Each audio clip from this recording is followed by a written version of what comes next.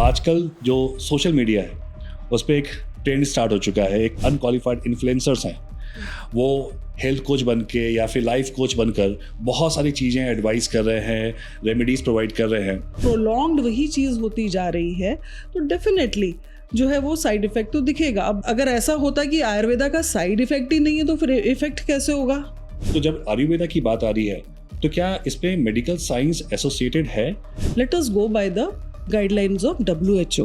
It has been proved, क्योंकि बहुत बारी कुछ भी अगर परेशानी फिजिकल लेवल पे अगर कोई बीमारी है, देर आर चांसेस कि there can be a emotional baggage. यहाँ एक सवाल ये भी उठता है कि नकली और असली प्रोडक्ट्स को कैसे पहचानें? जो है सारी जो भी आयुर्वेदिक मेडिसिन होती हैं, आप उसमें देखिए कि GMP सर्टिफाइड होनी चाहिए। आजकल वो मैं कहता हूँ कि कोई टेंट लगा के जो कोने बैठते हैं और वो ठीक है। कहते हैं कि हम आयुर्वेदा है। हिमालयन उसमें लिखा होता है हाँ। हिमालयन दवाखाना।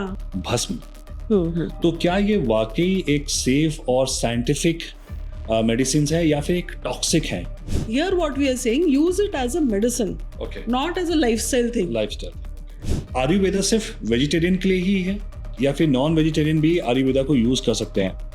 It doesn't differentiates between a vegetarian person and a non-vegetarian person. It's a way of life. अगर हम कंपेयर करें allopathy versus homeopathy versus Ayurveda, यहाँ पे एक बहुत बड़ा टग ऑफ वॉर देखने को मुझे मिल रहा है। Each one has its own drawback. Traditional Chinese Medicine. Medicine हैं उसको काफी प्रमोट किया जा रहा है। प्रेजेंस है, जो भी हमारा बिलीव है, प्योरिटी है, वो कहीं ना कहीं डाइल्यूट हो रहा है बिकॉज ऑफ द कमर्शलाइजेशन। कहाँ हम लोग मिस कर रहे हैं? असली शिलाजित क्या है?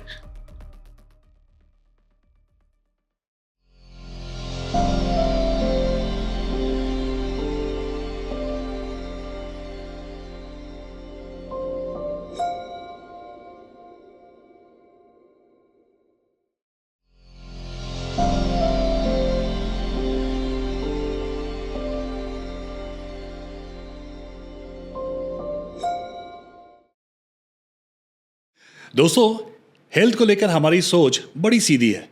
बुखार आया है तो दवाई खा लो, और कोई इमरजेंसी हो जाए घर पे, जैसे कि हार्ट अटैक हुआ तो हॉस्पिटल भागो, आंखों में नंबर है तो लेसिक करा लो। Simple, right? लेकिन क्या ये वाकई इतना सिंपल है?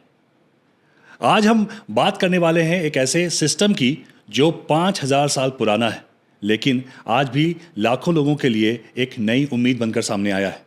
आयुर्वेद। लोग कहते हैं कि एलोपैथी बीमारी दबाती है, आयुर्वेद जड़ से खत्म करता है। पर क्या यह सच है या सिर्फ एक attractive marketing dialogue? Cancer, AIDS, auto immune जैसी मॉडर्न बीमारियां जब दुनिया में आईं तो क्या आयुर्वेद ने खुद को अपडेट किया या फिर वही एंशिएंट ग्रंथों में अटका रह गया? अगर आयुर्वेद इतना असरदार है तो बड़े हॉस्पिटल में इसे मेन स्ट्रीम जगह क्यों नहीं मिली? और एक बड़ा सवाल कि क्या आयुर्वेद और एलोपैथी साथ चल सकते हैं या हमेशा एक दूसरे के विरोधी रहेंगे? आज की बातचीत सिर्फ आयुर्वेदा वर्सेस एलोपैथी तक सीमित नहीं रहेगी। हम खोलेंगे layers. Ayurveda versus homeopathy, myths versus science, practical health versus business model, और पूछेंगे वो सवाल जो अक्सर दबा दिए जाते हैं। असली और नकली वैद्य में फर्क कैसे करें? भस्म और धातु आधारित दवाइयाँ सुरक्षित हैं या हेल्थ रिस्क? और क्या घर की रसोई की 5 सिंपल चीज़ें हमें सच में डिजीज फ्री कर सकती हैं? और सबसे बड़ा, क्या हमारा modern life style, screen time, gym supplement, fast food हमारी सेहत का असली दुश्मन है? दोस्तों, आज की बातचीत अनकंफर्टेबल होगी बट आई ओपनिंग भी होगी और शायद आपकी सोच बदल दे।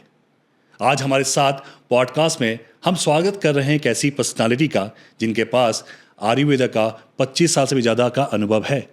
डॉक्टर निधि नेवानी, एक हाईली रिस्पेक्टेड आयुर्वेदिक कंसल्टेंट जो आशा एक्सपीरियंस और आयुर्मेगा से जुड़ी हुई हैं। देहरादून के कैम्ब्रियन हॉल से एजुकेशन लेकर आज बेंगलुरु में एस्टैब्लिश हैं और उन्होंने हजारों मरीजों का अपनी एक्सपर्टीज से हेल्दी जीवन की राह दिखाई है। डॉक्टर निधि ने आयुर्वेदा के माध्यम से spine disorder, piles, fissure, fistula, diabetes, digestive issues, liver or kidney problems, ulcer, constipation, female infertility, thyroid disorder, chronic fatigue syndromes और वेरिकोस वेन जैसी कॉम्प्लेक्स हेल्थ प्रॉब्लम को सक्सेसफुली ट्रीट किया है। तो आइए स्वागत करते हैं डॉक्टर निधि नवानी का। Nidhi, thank you so much for joining us, it's a pleasure to have you here. और आज इस पॉडकास्ट में बहुत मज़ा आने वाला है, क्योंकि इस पॉडकास्ट के थ्रू, इसके माध्यम से हम लोग बहुत सारे कन्फ्यूजन्स को, डाउट्स को और एम्बिग्यूइटीज को क्लियर करना चाहेंगे। और मैं ऐसा इसलिए बोल रहा हूँ कि आजकल जो सोशल मीडिया है उस पर एक ट्रेंड स्टार्ट हो चुका है, एक प्रैक्टिस स्टार्ट हो चुकी है, जहाँ पर जो भी अनक्वालिफाइड इन्फ्लुएंसर्स हैं वो हेल्थ कोच बन के या फिर लाइफ कोच बनकर बहुत सारी चीज़ें एडवाइस कर रहे हैं, रेमेडीज प्रोवाइड कर रहे हैं। और इस पर प्रॉब्लम मुझे ये दिखती है कि ये सारे अनक्वालिफाइड हैं, ना इन्होंने कभी आयुर्वेद पढ़ा है और ना ही इनको बेसिक नॉलेज है मेडिसिन के बारे में। कोई कहता है सुबह नींबू पानी पी लो, आप स्वस्थ रहोगे। कोई कहता है आप बेकिंग सोडा ले लो तो आप एसिडिटी और कैंसर से दूर रहोगे। कोई कहता है कि नारियल पानी खूब पियो, कोई कहता है नारियल पानी बिल्कुल ही मत पियो, और कोई कहता है कि पानी बहुत पियो, कोई कहता है अरे ज़्यादा पानी पिया तो तुम्हारा किडनी खराब हो जाएगी। इस सारे माहौल में एक बहुत बड़ा सवाल ये आता है कि असली और नकली वैद्य को पहचाना कैसे जाए। और क्वेश्चन इसलिए मैं इंपॉर्टेंट बता रहा हूँ क्योंकि इसका इम्पैक्ट मेरी मॉम पे हुआ है। मेरी मॉम बहुत फॉलो करती हैं आयुर्वेदा को, और जितने भी इन्फ्लुएंसर्स हैं उनके वीडियोस देखती हैं और बिना बताए वो यूज करती हैं, जिसका साइड इफेक्ट मुझे देखने को मिला। तो सबसे पहला सवाल यहाँ पे ये है कि असली और नकली वैद्य को पहचाने कैसे। Okay, so first of all, Pramod, thank you so much for calling me, having me over here in this show, and I believe with this show and you have है कि एक दिन, क्योंकि बहुत नेचुरल चीज़ें हम यूज़ करते हैं, हर्ब यूज़ करते हैं, तो हो सकता है एक दिन 2 दिन में वो साइड इफेक्ट नहीं दिखेगा, right? It will be very minimal in the body. But अगर प्रोलॉन्ग्ड वही चीज़ होती जा रही है तो डेफिनेटली जो है वो साइड इफेक्ट तो दिखेगा। अब जैसे बोलते ये भी है, सुबह सुबह घी पियो, अरे वो ऑलरेडी अगर कोई कफज प्रकृति वाला है उसको आप सुबह सुबह अगर आप घी देंगे तो उसका तो और बढ़ेगा, बॉडी फैट बढ़ेगा, कम थोड़ी होगा। घी बोला जाता है पित्तज वालों के लिए अच्छा बोला जाता है, जिनका फायर एलिमेंट ज़्यादा है बॉडी में। सो अगर वही मैं कह रही हूँ कि अगर आपकी प्रकृति को कोई चीज़ सूट नहीं करती है तो डेफिनेटली उसका साइड इफेक्ट होगा, और हर साइड इफेक्ट जो है इंडिविजुअल टू इंडिविजुअल डिफरेंट रहेगा। तो कैसे पता लगाएंगे कि मुझे ये पर्टिकुलर चीज़ें, आयुर्वेदा की जो मेडिसिन हैं वो मुझे सपोर्ट करेंगी कि नहीं करेंगी? डॉक्टर के पास जाना है, you have to go to a qualified doctor, ठीक है? सो जो क्वालिफाइड डॉक्टर बाय मीन्स अगर आयुर्वेदा है, so they have to have the BMS degree which is bachelor of Ayurvedic medicine and surgery, plus उसके साथ BMS MD रहते हैं, MS रहते हैं, that is they have done their post graduation in different subjects. Okay, so you have to verify कि what are the degrees, are they are valid doctor, are they authorised to tell all these things. आप जाइए, उनसे consult करिए, वो आपकी प्रकृति करेंगे, आपकी नाड़ी देख के बताएंगे क्या प्रकृति है, इस समय आपके कोई प्रॉब्लम चल रही है, नहीं चल रही है, कौन सा एलिमेंट आपका पंचमहाभूत में ज्यादा है या कम है, and accordingly they will guide you with their daily lifestyle things. And आपको अगर कोई मेडिसिन देनी है तो वो देंगे, अदरवाइज डाइट में कुछ चेंजेस करने हैं, आहार विहार डेली का क्या करना है, they will guide you appropriately for that. So they are the best qualified people to do it. So side effect अगर ऐसा होता कि आयुर्वेदा का साइड इफेक्ट ही नहीं है तो फिर इफेक्ट कैसे होगा? सी अगर एक चीज का इफेक्ट हो रहा है तभी तो साइड इफेक्ट भी होने के चांसेस हैं, राइट? ऐसा तो हो ही नहीं सकता। तो only thing, because it is natural, it aligns with the body well, there is no chemical in it, that's why we say there is very minimal side effect, right? ठीक है? पर मेडिसिन तो मेडिसिन है, आप ऐसे ही लेते रहोगे तो there has to be some effect, right? इससे रिलेटेड काफी क्वेश्चंस हैं जो कि मैं बाद में पूछूंगा, लेकिन इसी से एक बहुत बड़ा सवाल यहाँ पे ये उठता है, अगर ब्रॉडर साइड देखें इसका, तो आप ये बताइए कि आयुर्वेदा की फिलॉसफी क्या है और ये मेडिकल साइंस से फंडामेंटली कैसे अलग है? क्योंकि अभी आपने बोला कि भाई डॉक्टर से मिलो, तो डॉक्टर तो हमारे पास हर तरह के हैं, एलोपैथी भी हमारे पास है, होम्योपैथी भी है। तो जब आयुर्वेदा की बात आ रही है तो क्या इस पे मेडिकल साइंस एसोसिएटेड है या फिर सिर्फ एक कॉन्सेप्ट है या फिर एक एंशिएंट ग्रंथ है जिसको हम लोग ब्लाइंडली फॉलो कर रहे हैं? सी अब ऐसा तो है नहीं कि आयुर्वेदा सिर्फ एक 5,000 साल पुरानी साइंस है, it's a complete science in itself. And just because वो डॉक्यूमेंट्स हमारे पास नहीं है, ठीक है, वो डॉक्यूमेंटेड तो थे बट अब वो मिसिंग है, तो इट डजंट मीन कि वो है, हमें नहीं पता है वो अलग बात है, but it that doesn't mean कि वो है नहीं, राइट? तो everything was I think that time also well documented, but in the process वो कहीं पे गायब हो गए। उसके बाद जो है, जो जैसे हमारे चरक और सुश्रुता जो है, उन्होंने तो वो डॉक्यूमेंट्स बनाए हैं, they have documented to a large extent whatever was available at that time, they have documented all those things. So वहाँ से ये चल रहा है।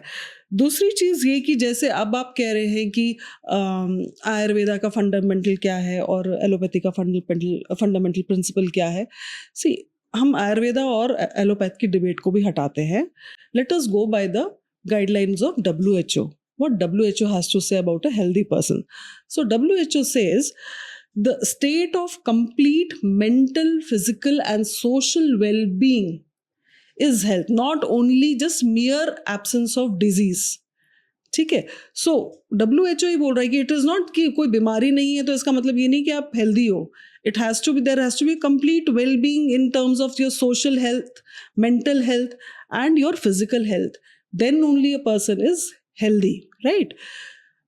अब उसके बाद जो है हम आयुर्वेदा पे आते हैं, तो आयुर्वेदा का सेम कंसेप्ट है। हम बॉडी को हम जो है मेंटल, स्पिरिचुअल और फिजिकल लेवल पे ट्रीटमेंट्स देते हैं, ठीक है। नाउ एलोपैथी का जो कंसेप्ट है, it is more of symptomatic, ठीक है, कि अभी यहाँ पे पेन है तो आप ये ले लो, ये प्रॉब्लम है तो ये ले लो, मतलब very symptomatic and very at the physical level, just physical level पे, they don't go beyond that. See, many, because it has been proved, क्योंकि बहुत बारी कुछ भी अगर परेशानी फिजिकल लेवल पे अगर कोई बीमारी है, there are chances कि there can be a emotional baggage, कोई emotional trauma हो सकता है अंदर, and that is what is seen outside, some kind of aches हैं, pain है, skin related disorders है, that is because of so much thing happening inside within the body, ठीक है। तो आयुर्वेदा एज अ होल देखता है, हम ऐसे फिजिकल है तो ऐसा नहीं कि फिजिकल लेवल पे उसको ठीक कर दिया, we go through the entire study of the person, ठीक है। दैट इज वाई जब हम कहते हैं ना कि इसकी प्रकृति इंपॉर्टेंट है, बिकॉज प्रकृति फिजिकल एस्पेक्ट्स तो देखती है, मेंटली वो कैसा है इंसान। तो सपोज करिए मैं आपके पास आता हूँ, एज ए पेशेंट आपके पास आता हूँ, तो आप मुझे एक्सप्लेन कर सकती हैं कि आपका जो ट्रीटमेंट की जो फिलॉसफी है, जो प्रोसेस है, वो कैसे इनिशिएट होता है, क्या क्या चीज़ें आप करते हो जिससे आप पर्टिकुलर प्रॉब्लम को डायग्नोज करते हो और उस पर फिर रेमेडीज उनको प्रोवाइड करते हो? जैसे अगर आप आए तो देखिए, जैसे जितना अभी जितनी देर में बात हुई है उतनी देर में मुझे ये तो समझ आया कि आप जो है पित्त प्रकृति है, वात प्लस पित्त प्रकृति। ये क्या होता है? ये क्या होता है? ठीक है, सो वात प्रकृति एंड पित्त प्रकृति, मतलब जो पित्त प्रकृति उनका फायर एलिमेंट थोड़ा हाई होता है, ठीक है, and mentally like they are go getters, they are achievers, ठीक है, वेरी एक्टिव, एंड मतलब उनको काम इमीडिएटली चाहिए, काम करना है, and they intellectuals also. Oh, that is good point. ठीक है, तो और बट जो है इनको जब भी प्रॉब्लम्स होंगे, इनको एसिडिटी को लेके प्रॉब्लम्स होंगे, फायर एलिमेंट ज्यादा है। Actually you are right, acidity की प्रॉब्लम मुझे बहुत ज्यादा है, बहुत ज्यादा एसिडिटी की प्रॉब्लम है, because fire element is little high. तो ये कैसे आपने एनालाइज किया जब आप मुझसे बात करी, तो क्या आपने पॉइंटर्स देखे जो आपको ये ट्रिगर हुआ कि अच्छा ये पित्त प्रवृत्ति का इंसान है? जिस तरह से आप बात कर रहे हैं, ठीक है, बिकॉज बहुत जल्दी जल्दी बात करते हैं, ठीक है, and they are very intelligent also, they are very, मतलब एकदम से ग्रास्प करते हैं, ठीक है, सो उसी से बात करने से समझ आ गया, एंड उनको जो, तो इसके लिए जो उनकी प्रॉब्लम्स होंगे वो एसिडिटी को लेके होंगे, गट रिलेटेड प्रॉब्लम, डाइजेस्टिव इश्यूज, वो इन लोगों को ज्यादा रहेंगे। इसका कोई स्पेसिफिक रीजन है कि मतलब वो जल्दी जल्दी खा लेते हैं, कुछ ऐसा? मतलब नहीं, क्योंकि मैंने बोला फायर एलिमेंट ज्यादा है उनकी बॉडी में, तो इसके लिए सब चीज, इट्स नॉट अबाउट जल्दी खा लेते हैं, हर चीज वो हर चीज में थोड़ा सा हाइपर है, ठीक है, एंड बॉडी में भी जो है जो उनकी अग्नि है वो तीक्ष्ण अग्नि है, ठीक है, तो इसके लिए गुस्सा भी बहुत जल्दी आता है, बहुत जल्दी आता है, बहुत जल्दी शांत भी होता है, शॉर्ट टेम्पर्ड भी, वही शॉर्ट टेम्पर्ड यार, ठीक है, and highly egoistic also. Okay, maybe up to some extent, हाँ. yes, it is like that.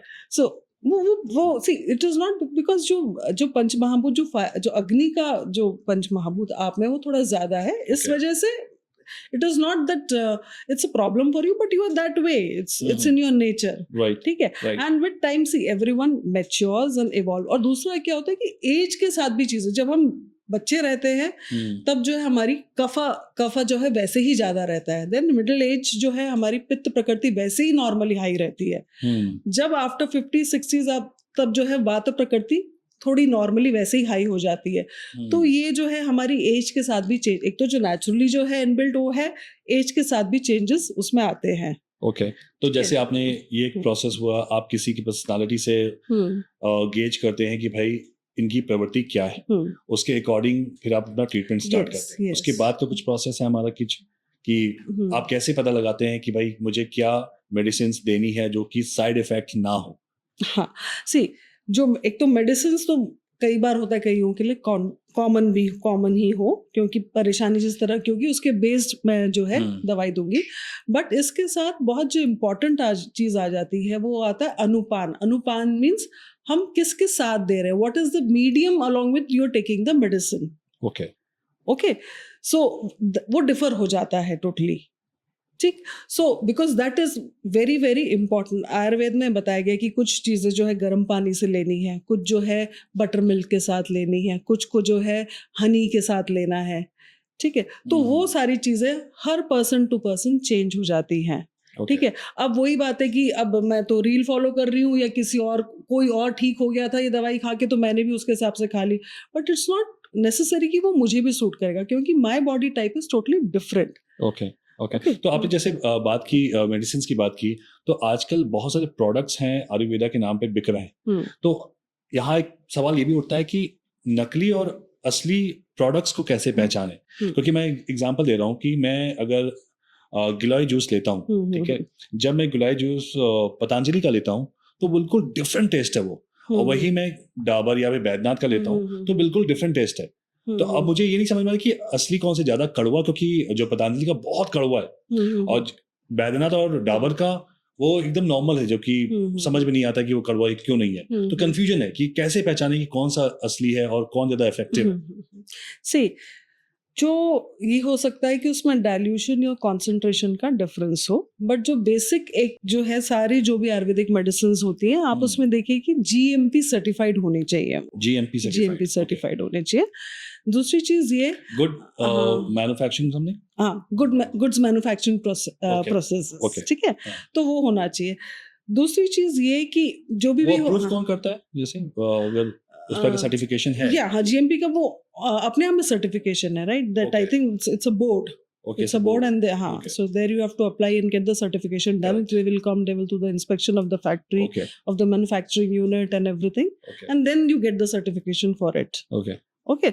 So वो एक चीज है. दूसरी चीज ये है कि जब भी हो तो आप देखो कि वो अच्छे ब्रांड्स के हों. जैसे आपने जो भी कहा डाबर, पतंजलि और जंडू, ये सब अच्छे ब्रांड्स हैं.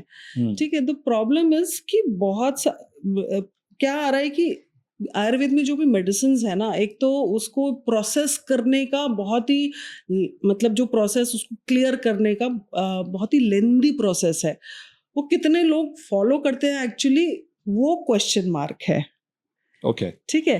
सो इसीलिए we might get different result. तो इसीलिए एक चीज तो ये ध्यान रखनी है कि कभी भी एक तो बहुत सारे देखा होगा आपने ओपन मेडिसिन, कोई भी पाउडर चूर्ण, उसमें कुछ इंग्रेडिएंट्स नहीं मार्क हैं, कहीं पे कुछ लेबल भी नहीं है.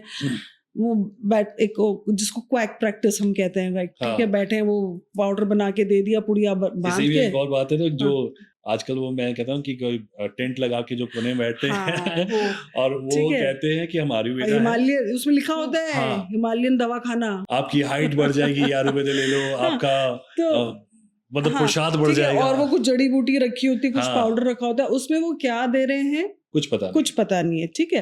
तो उनको सीधा अवॉइड करना चाहिए. फर्स्ट ऑफ ऑल बिल्कुल ही अवॉइड करना चाहिए. टेंट लगा के कोने में आयुर्वेदा बेच रहे हैं. Slowly we are now an educated society, right. And सबको इतना तो मतलब विजडम है, इतना विवेक बुद्धि तो सब में है कि आप एटलीस्ट चेक तो करो कि आप क्या ले रहे हो. ऐसे ही वो टेंट में कहीं से आया है, वो आपसे भी कम पढ़ा लिखा है, वो आपको दे रहा है और आप ले रहे हो उसको. ठीक है.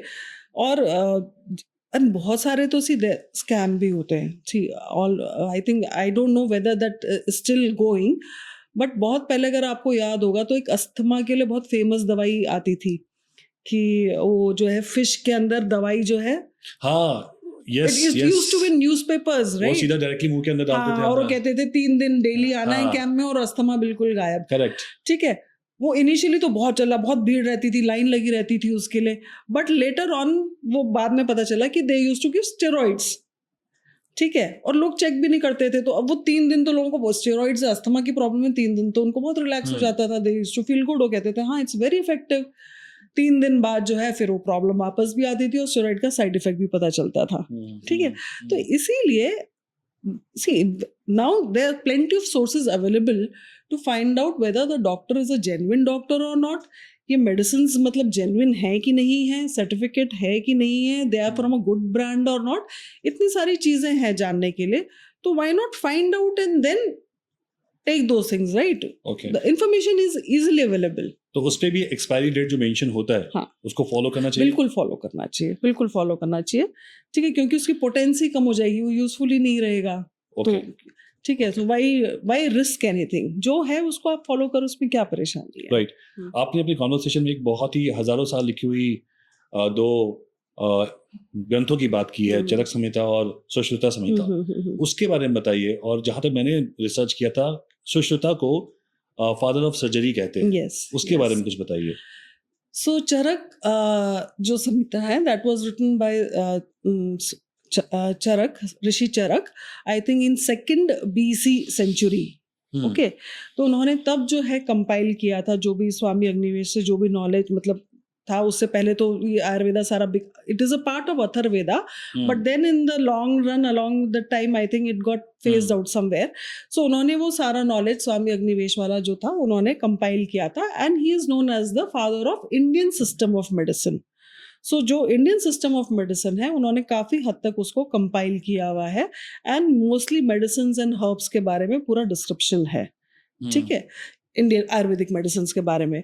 Coming to Sushruta, he was I think he did that Samhita, उन्होंने जो लिखा अराउंड 7th century BC में उन्होंने वो कंपाइल किया, एंड उन्होंने जो है अराउंड 100 इंस्ट्रूमेंट्स मेंशन किए हुए हैं उसमें। मतलब ऐसा नहीं है कि it is just mentioning some few diseases, उन्होंने पूरा एक्सप्लेन किया 100 type of instruments which were used at those times for surgery, and around 200 procedures उन्होंने जो है मेंशन किए हैं सर्जरी के उस टाइम पे जो किए जाते थे। ठीक है, जिसमें से राइनोप्लास्टी जिस है ना, राइनोप्लास्टी जो है जो नोज को चेंज करना या नोज को कट करके करेक्ट करना, वो उसमें मेंशन है। राइनोप्लास्टी उस टाइम पे उसमें मेंशन है, जो अभी भी प्लास्टिक सर्जरी में बहुत कॉमन हो गया राइनोप्लास्टी करवाना, तो राइट, पीपल अपने नोज के शेप वगैरह चेंज कराते हैं, right? So that is mention then. Okay, तो जब आपने रूट्स की बात की है तो और ऑथेंटिक फाउंडेशन की बात की है, उस पर चर्चा हुई है, और मैं चाहता हूँ कि एक और पॉइंट है जो भी काफी ज्यादा कंट्रोवर्शियल है आयुर्वेद में, उसके बारे में बात करनी है मुझे। अब वो है भस्म। तो भस्म की बात करें तो सोना, चांदी, तांबा, पारा, तो क्या ये वाकई एक सेफ और साइंटिफिक मेडिसिन है या फिर एक टॉक्सिक है? क्योंकि बहुत लोग कहते हैं तांबे का पानी पिया करो तो सूट करता है, बहुत अच्छा रहता है, लेकिन मैं अगर तांबे का पानी पीता हूँ तो मुझे इन्फेक्शन हो जाता है। तो ये क्या टॉक्सिक है या फिर वाकई इसमें कोई सच्चाई है? नहीं, तांबे का पानी आपको तो सूट नहीं करेगा, क्योंकि I said already you are high now. तांबा again represents sun, right? Already उष्ण है वो, आप में already you have that fire, आप में ऑलरेडी उष्णता ऑलरेडी है, और उसको फिर जो है हम उष्ण चीज दे रहे हैं तो और वो करेगा, अल्सर हो रहा है वो, और बढ़ाएगा। आप उल्टा जो है मिट्टी वाला बर्तन यूज कीजिए, ठीक है, वो आपके एलिमेंट को जो उष्णता है उसको बैलेंस करेगा, शांत करेगा। ठीक है, सो ये है। अब नाउ कमिंग टू द जो आपने मेंशन किया भस्म और सोना, पारा, ये सब, क्योंकि मैंने इसका कोई रिसर्च पेपर नहीं देखा है अभी तक। मुझे कोई रिसर्च पेपर नहीं दिखा, maybe I am wrong, आप करेक्ट कर सकती हैं। नहीं, रिसर्च पेपर है, CCIM है, central council of Indian medicine है, सो उसके अंडर जो है काफी सारे रिसर्च प्रोग्राम्स चलते हैं। ठीक है, तो रिसर्च पेपर्स भी हैं, डॉक्यूमेंट्स भी हैं, एंड दे आर इफेक्टिव. अब जब हम बोल रहे हैं कि सोना, चांदी, पारा, ये सब, तो ऐसा नहीं है कि उसको जो है ना पूरा हम क्या बोलते हैं कि ऐसे का ऐसे ही उसको यूज करना है. वो ऐसे नहीं है. It is use in very, मतलब माइक्रोग्राम्स, बहुत हल्की क्वांटिटी में यूज होता है वो. That is first thing. Second thing is कि जो उसको मैंने बोला ना, जो उसको क्लेंस करने का जो प्रोसेस है वो बहुत ही लेबोरियस है. उसको कितने लोग फॉलो कर रहे हैं वो पता नहीं है. क्योंकि मुझे अभी तक याद है कि जब हम प्रैक्टिकल कर रहे थे रसाशास्त्र में, तो जो मर्क्यूरी को एक्सट्रैक्ट करने का जो प्रोसीजर था, उसमें उसको 101 बार जो है ऐसे रब करते रहना है और फिर नींबू के पानी से धोना है. मतलब उसको रब करते रहो. फिर जब वो थोड़ा सेपरेट हो जाए, फिर उसको नींबू के जूस से वॉश करो, फिर दोबारा से, and that procedure for 100 and wash. और हम सारे बच्चे मिलकर अलग अलग 1-1, 2-2 घंटा अलग अलग सबकी बारी लगती थी. That entire procedure to cleanse that mercury, to get that extract of mercury, it took us around 3 days, जिसमें इतने सारे बच्चे अलग अलग 3 days. ठीक है, इतना सा निकला उसमें. ठीक है, हंस पाद हिंगुल, उसमें से एक्सट्रैक्ट करना था mercury. So this is the procedure. Now I don't know. It's not that I don't have my confidence on the companies, but I don't know how many are actually following it. ठीक है, कौन उसको बैठ के 101 बार पारे को जो है निकालने के लिए ऐसे घिस रहा है, उसको धो रहा है. We don't know whether they are following it, क्योंकि अब तो सब कुछ कमर्शियलाइजेशन है ना. Time is money. जितना टाइम बचेगा उतना मनी सेव होगा, राइट? नहीं, क्योंकि आप देखोगे मिठाई के ऊपर चांदी का वर्क, हाँ, अब तो मुझे लगता है एल्युमिनियम का वर्क होता होगा, पता नहीं. वही क्योंकि उसी में बेचा जा रहा है, क्योंकि उनको बताया जाए कि ये काफी हेल्दी है, चांदी और सोने का परत लगा रहे हैं उस पे. वो डेफिनेटली हेल्दी है, ठीक है, बट एक तो मैंने से बोला कि वो कितना प्योर है. ठीक है, एक तो आज की डेट पे आप अवॉइड कर देना चाहिए इसको. अगर कुछ नहीं, अगर किसी को जरूरत है तो we will recommend it. It has to be strictly taken under medical supervision. ठीक है, एक तो वो है, ऐसा नहीं कि उसने खाया तो मैं भी खा लूं. First thing is that it has to be taken under medical supervision. Second thing is be very sure of the company product what you're using, which company product you're using. ठीक है, जिस कंपनी की credibility हो market में, जो मतलब ये सारे प्रोसीजर फॉलो करती हो, even if it is expensive, still go for that one. अगर वो expensive, because quality comes at a cost. ठीक है, तो वहां पे जो अगर किसी ने उसमें इतना टाइम लगाया है तभी वो उसको इतना एक्सपेंसिव दे रहा है, सो गो फॉर दैट थिंग. ठीक है. Third thing is don't use it for long term. वो आपका जो एनीवेज जो डॉक्टर होगा वो आपको लॉन्ग टर्म एडवाइस नहीं करेगा. द प्रॉब्लम इज जब लोग जो है बिना गाइडेंस के लेते हैं, सस्ते के चक्कर में किसी भी कंपनी का ले रहे हैं और लंबे टाइम तक यूज, क्योंकि फायदा लग रहा है तो लंबे टाइम तक यूज कर रहे हैं, then the problem comes and then people say कि ये जो है भस्म वगैरह, इससे जो है हमें ये सब परेशानी हो गई. It is to be taken, और वो बहुत माइक्रोग्राम्स में क्वांटिटी होती है. इट्स नॉट कि इतना सारा ऐसा लिया और यूज कर लिया. It's not like that. तो आपके अकॉर्डिंग किसको ये भस्म यूज नहीं करना चाहिए, किसको ये सूट नहीं करेगा? अगर सोना, चांदी, पारा और तांबा की बात करें तो किसको ये सूट नहीं करेगा? जैसे तांबा आपने बताया कि मेरे लिए तो बिल्कुल भी कंपैटिबल नहीं है. Compatible. See it again depends from disease to disease and person to person. वो ये कि वो तो जैसे मेरी पर्सनालिटी आपने देख के बताया, ऐसी कोई पर्सनालिटी आपके दिमाग में आ रही कि अभी ये चीज आपको यूज नहीं करना चाहिए? नहीं, ऐसा नहीं. देखो, कई बार डिजीज पे भी है. अब जैसे अब किसी को पैरालिसिस है, अब वो कोई भी प्रकृति हो, बट अगर पैरालिसिस हो गया है तो उसमें एक एकांगी रस होता है, उसमें भी ये मेटालिक चीजें होती हैं, उसमें वो देते ही हैं, because that's a nerve stimulant. ठीक है, तो हमें नर्व को स्टिमुलेट करना है. मकर ध्वज रस है, वो डायबिटीज वालों के लिए बहुत अच्छा है. ठीक है, so it's very effective, but for a small time. तो उस डिजीज भी डिपेंड करती है कि उसको क्या परेशानी है. क्योंकि देखो, सोना, चांदी, तांबा तो हम नॉर्मली हम नहीं एडवाइस करेंगे कि आप खाओ. आपको मैंने इसके लिए एडवाइस किया क्योंकि you were taking on a day to day basis. Here what we are saying, use it as a medicine, not as a lifestyle thing. So if you have a problem, then take it. Otherwise, don't. It's ऐसा नहीं कि अब it's not a lifestyle thing कि आप daily उसको consume करो. Okay. ठीक है. तो इसी के साथ एक और चीज एसोसिएटेड हो जाती है जो कि आज मार्केट पे धड़ल्ले से बिक रही है और लोगों को, खासकर पुरुषों को, थोड़ा सा फील कराया जाता है कि तुम पुरुष हो ही नहीं. उसका नाम है शिलाजित. तो शिलाजित तो बिक रही है मार्केट में और सब लोग कह रहे हैं कि आयुर्वेदा का एक पार्ट है ये. Correct me if I am wrong. लेकिन असली शिलाजीत क्या है, इसके कैसे ये वर्क करता है, या फिर जो मार्केट में शिलाजीत मिल रही है वो उसको ऑथेंटिसिटी उसकी कैसे चेक करें, इफ यू फील कि आप उस पर हमें कुछ राय दे सकती हैं तो। ठीक है, देखिए जो असली शिलाजीत है एक्चुअली वो तो बहुत रेयर है, क्योंकि वो बहुत हिमालय में ही बहुत ऊपर हाइट में मिलती है। ठीक है, ऐसा हिमालय में भी ऐसा नहीं कि वो नीचे आराम से, वो ऊपर हाइट में ही मिलती है। Is it a part of Ayurveda? It's a part of Ayurveda, it's a part of Ayurveda. हाँ। ठीक है, एंड शिलाजीत को टेस्ट करने का तरीका ये होता है कि इतना सा शिलाजीत जब आप 1 चम्मच दूध लो ना, तो जस्ट उसको एकदम से ऐसे रखो तो एकदम से उसमें वो डिसॉल्व नहीं होगा, और ऐसे ब्लैक ऐसे लाइन सी छोड़ता है। हाँ, ठीक है, okay, and then it takes time to dissolve, you literally have to ऐसे मिक्स करना पड़ता है मिल्क के साथ। okay, so that is the way of testing it. अगर वो नकली होगा तो लाइन छोड़ेगा ही नहीं, लाइक यू नो। okay. ठीक है, सो वो उसका तरीका है। And shilajit is an effective medicine, but the same thing comes कि उसको जो डिटॉक्स करने का जो प्रोसीजर होता है शिलाजीत को, वो ठीक से किया गया है या नहीं।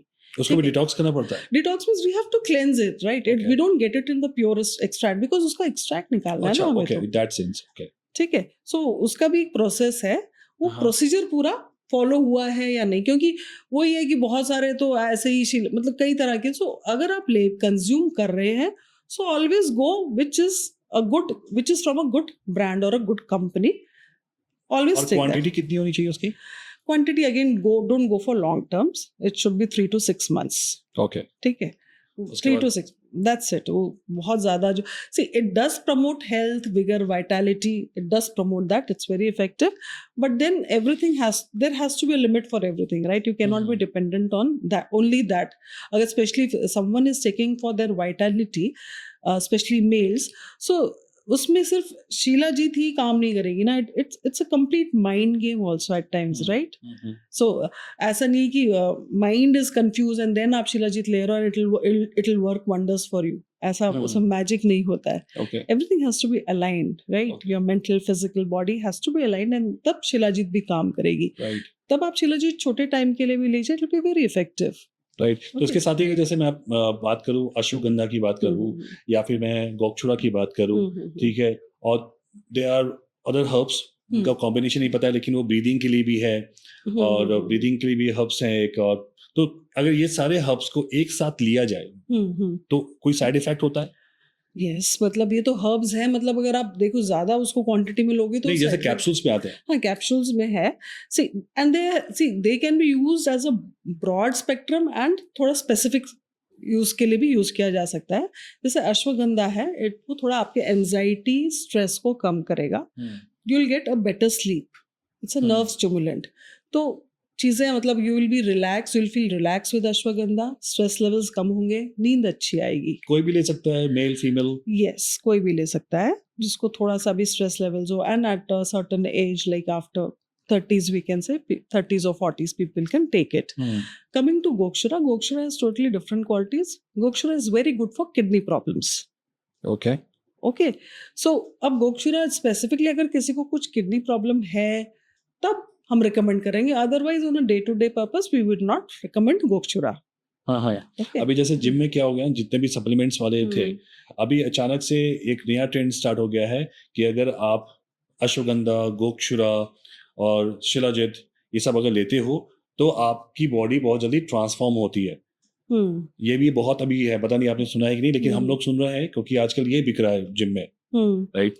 तो ये, और इसी के साथ एक और पॉइंट मेरे पास है कि जो कि हो सकता है मिथ हो, कि आयुर्वेदा सिर्फ वेजिटेरियन के लिए ही है या फिर नॉन वेजिटेरियन भी आयुर्वेदा को यूज कर सकते हैं? एक बहुत बड़ा ये कंफ्यूजन क्रिएट करता है, क्योंकि जब भी आयुर्वेदा की बात करते हैं तो ऐसी फीलिंग आती है नहीं वेजिटेरियन है, शांत है, लेकिन क्या नॉन वेजिटेरियन भी यूज कर सकते हैं और कुछ? Yes, definitely non-vegetarian people we say Ayurveda basically is a way of life. It doesn't differentiates between a vegetarian person and a non-vegetarian person. It's a way of life. It's how aware you are of your body, of your mind, right? It is all about that. Morning सुबह से लेके आपकी दिनचर्या रात तक सोने तक कैसी होती है, सब कुछ उसमें प्रिस्क्राइब्ड है, तो उसमें वेजिटेरियन और नॉन वेजिटेरियन का डिफरेंस ही नहीं है। Now if you are coming to the medicinal part of it, most of the medicine they are derived from the herbs, ठीक है, बट कुछ चीज़ें हैं जहाँ पे थोड़ा बहुत जो है एनिमल पार्ट्स भी यूज किए जाते हैं, जैसे आयुर्वेदा में भी यूज होते हैं, क्योंकि Wow. Medicinal in terms of medicine से, जैसे एक मयूर पिच भस्म आती है, तो मयूर पिच भस्म जो है वो स्पेशली यूज होती है हिकअप्स का जो प्रॉब्लम होता है, जिनका अनकंट्रोल्ड हिकअप्स आते हैं, उसमें यूज होती है। तो उसमें जो एक एक्सट्रैक्ट लिया जाता है मयूर पिच भस्म, तो मतलब जो मोर का पंख है, ओके, ठीक है, उसका एक्सट्रैक्ट उसमें यूज किया जाता है। So it's animal source, right. Then कुछ जैसे अश्वगंधा रिष्ट है, एक पर्टिकुलर काइंड ऑफ अश्वगंधा रिष्ट के साथ ही, मतलब नॉट रिष्ट, लेयम, उसमें जो है अजा अश्वगंधा लेयम ऐसे करके आता है। सो उसमें भी जो है थोड़ा सा एनिमल एक्सट्रैक्ट यूज होता है, ओके, ठीक है। सो टू गिव, जिनको बहुत ज्यादा वीकनेस है, मसल नहीं है, to build that muscle, we advise that. तो ये अगर ये मिथ नहीं है कि अगर आप सप्लीमेंट्स ले रहे हैं, अश्वगंधा ले रहे हैं, गुप्ता ले रहे हैं और जिम कर रहे हैं, तो इससे आपको बूस्ट मिल सकता है? बूस्ट मिल सकता है, but then as I said, everything should be used in a limited quantity and time, right. ऐसा आप उस पर डिपेंड नहीं कर सकते हो, बिकॉज कैसे, मतलब बॉडी तो नेचुरल आपको सी, अगर आप जिम कर रहे हैं, कुछ भी कर रहे हैं, it should progress in a natural way, right, not depending on this artificially. तो आप आर्टिफिशियल चीजें, मतलब even though it's natural, but then this is something which you providing externally to the body.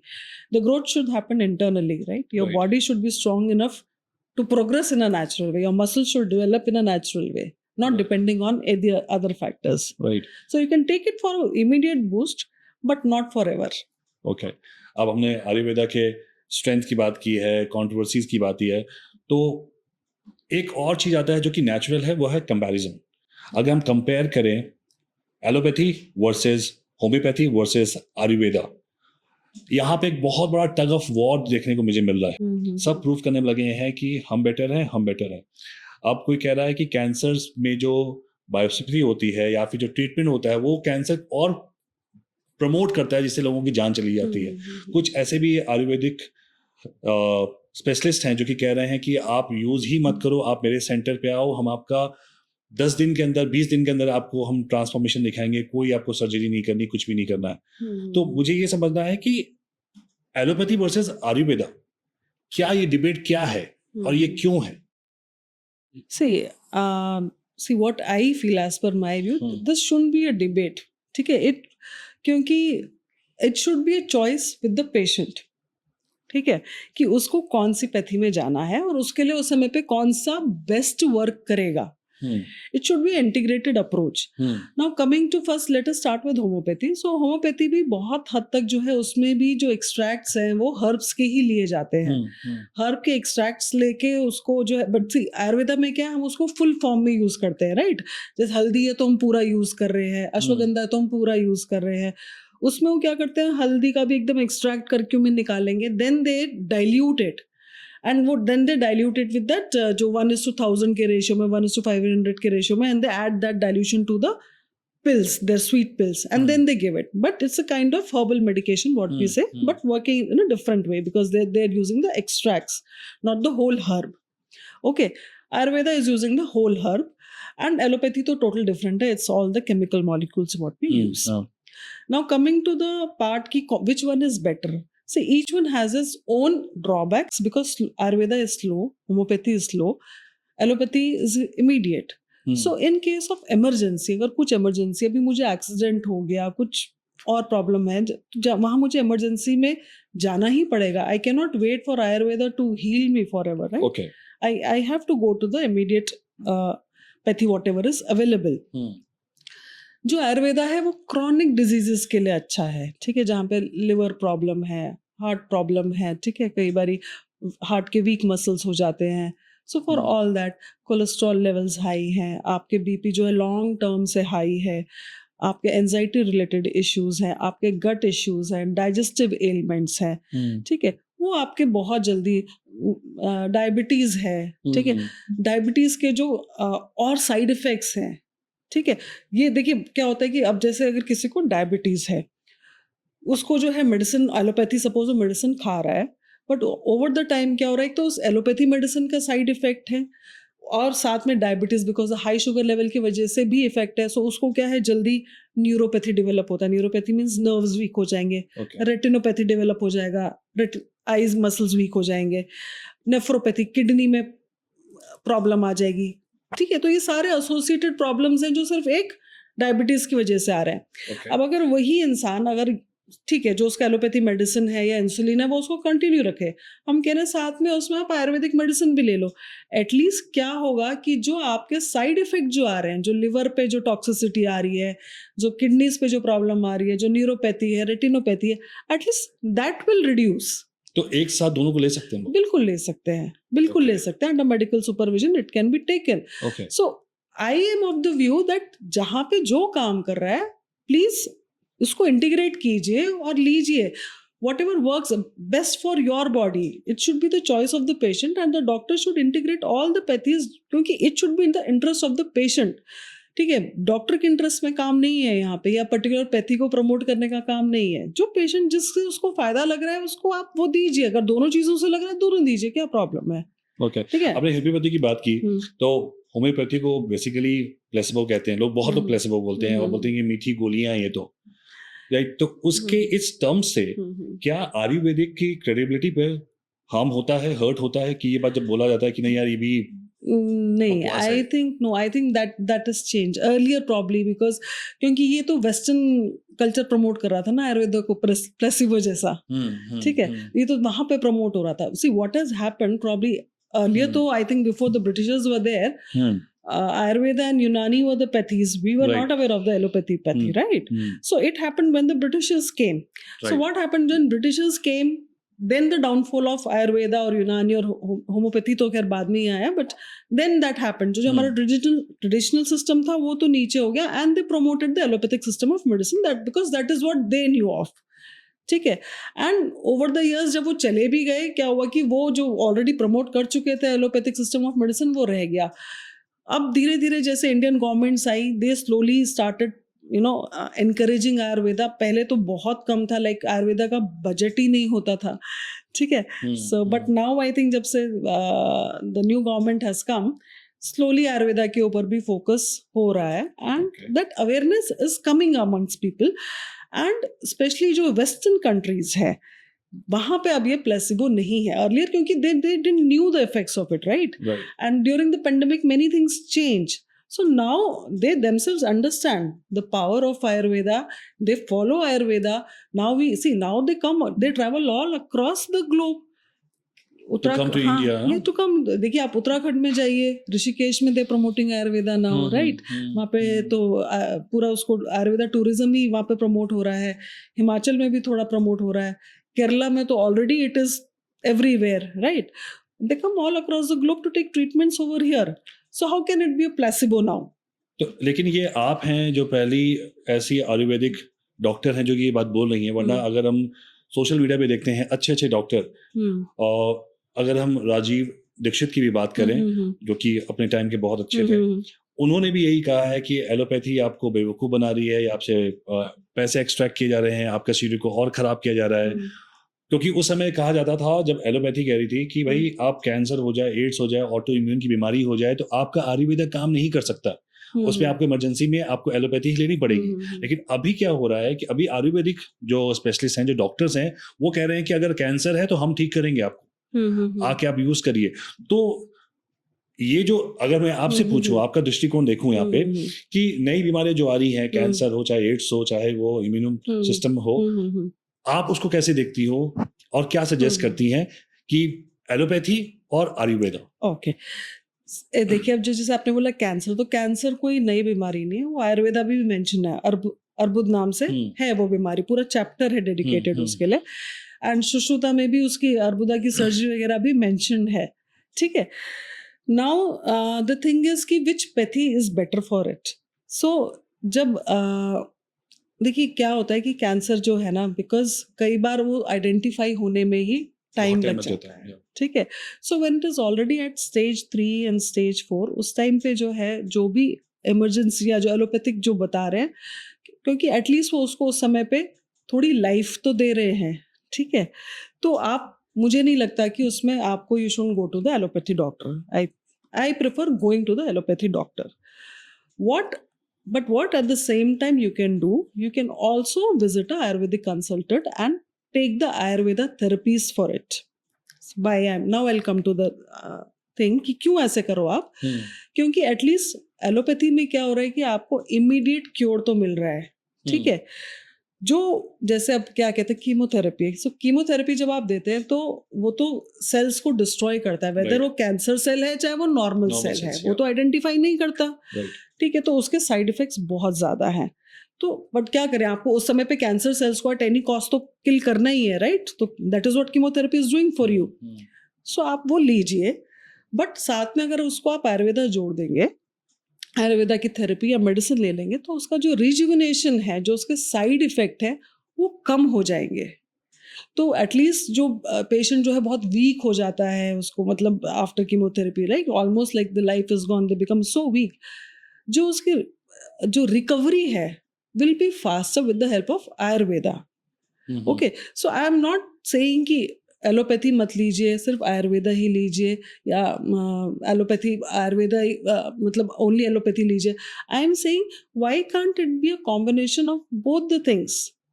Okay, because जिसमें देखिए, क्योंकि आयुर्वेदा में वो rejuvenation की, वो फास्टर हीलिंग की, वो रिकवरी की चांसेस ज़्यादा हैं, और इधर एक पैथी है जो उसको एटलीस्ट वो कैंसर सेल्स को इमीडिएटली खत्म कर रही है। Why can't we do club both the things and do it?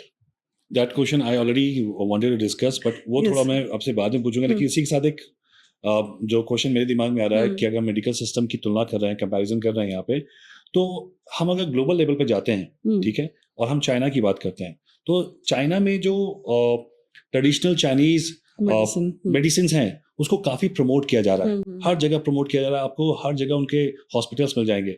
अगर आप एक्यूपेंचर की बात करो, आप बात कर लो, हर्बल्स की बात कर लो, चाइना हर जगह है और उसको काफी प्रमोट किया जा रहा है।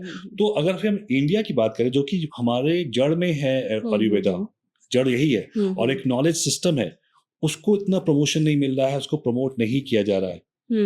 इस पे आपको क्या लगता है कि कहाँ हम लोग मिस कर रहे हैं?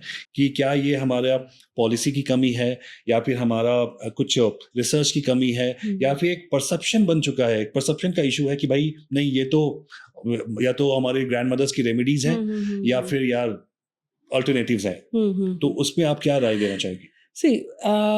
जैसे मैंने बताया कि the downfall happened during the time of Britishers. China में ये प्रॉब्लम हुआ ही नहीं। चाइना अभी क्या है कि जब इंडिया में जो आयुर्वेदिक है वो अल्टरनेट बन गया, it's alternate sign, that it's not the mainstream, right?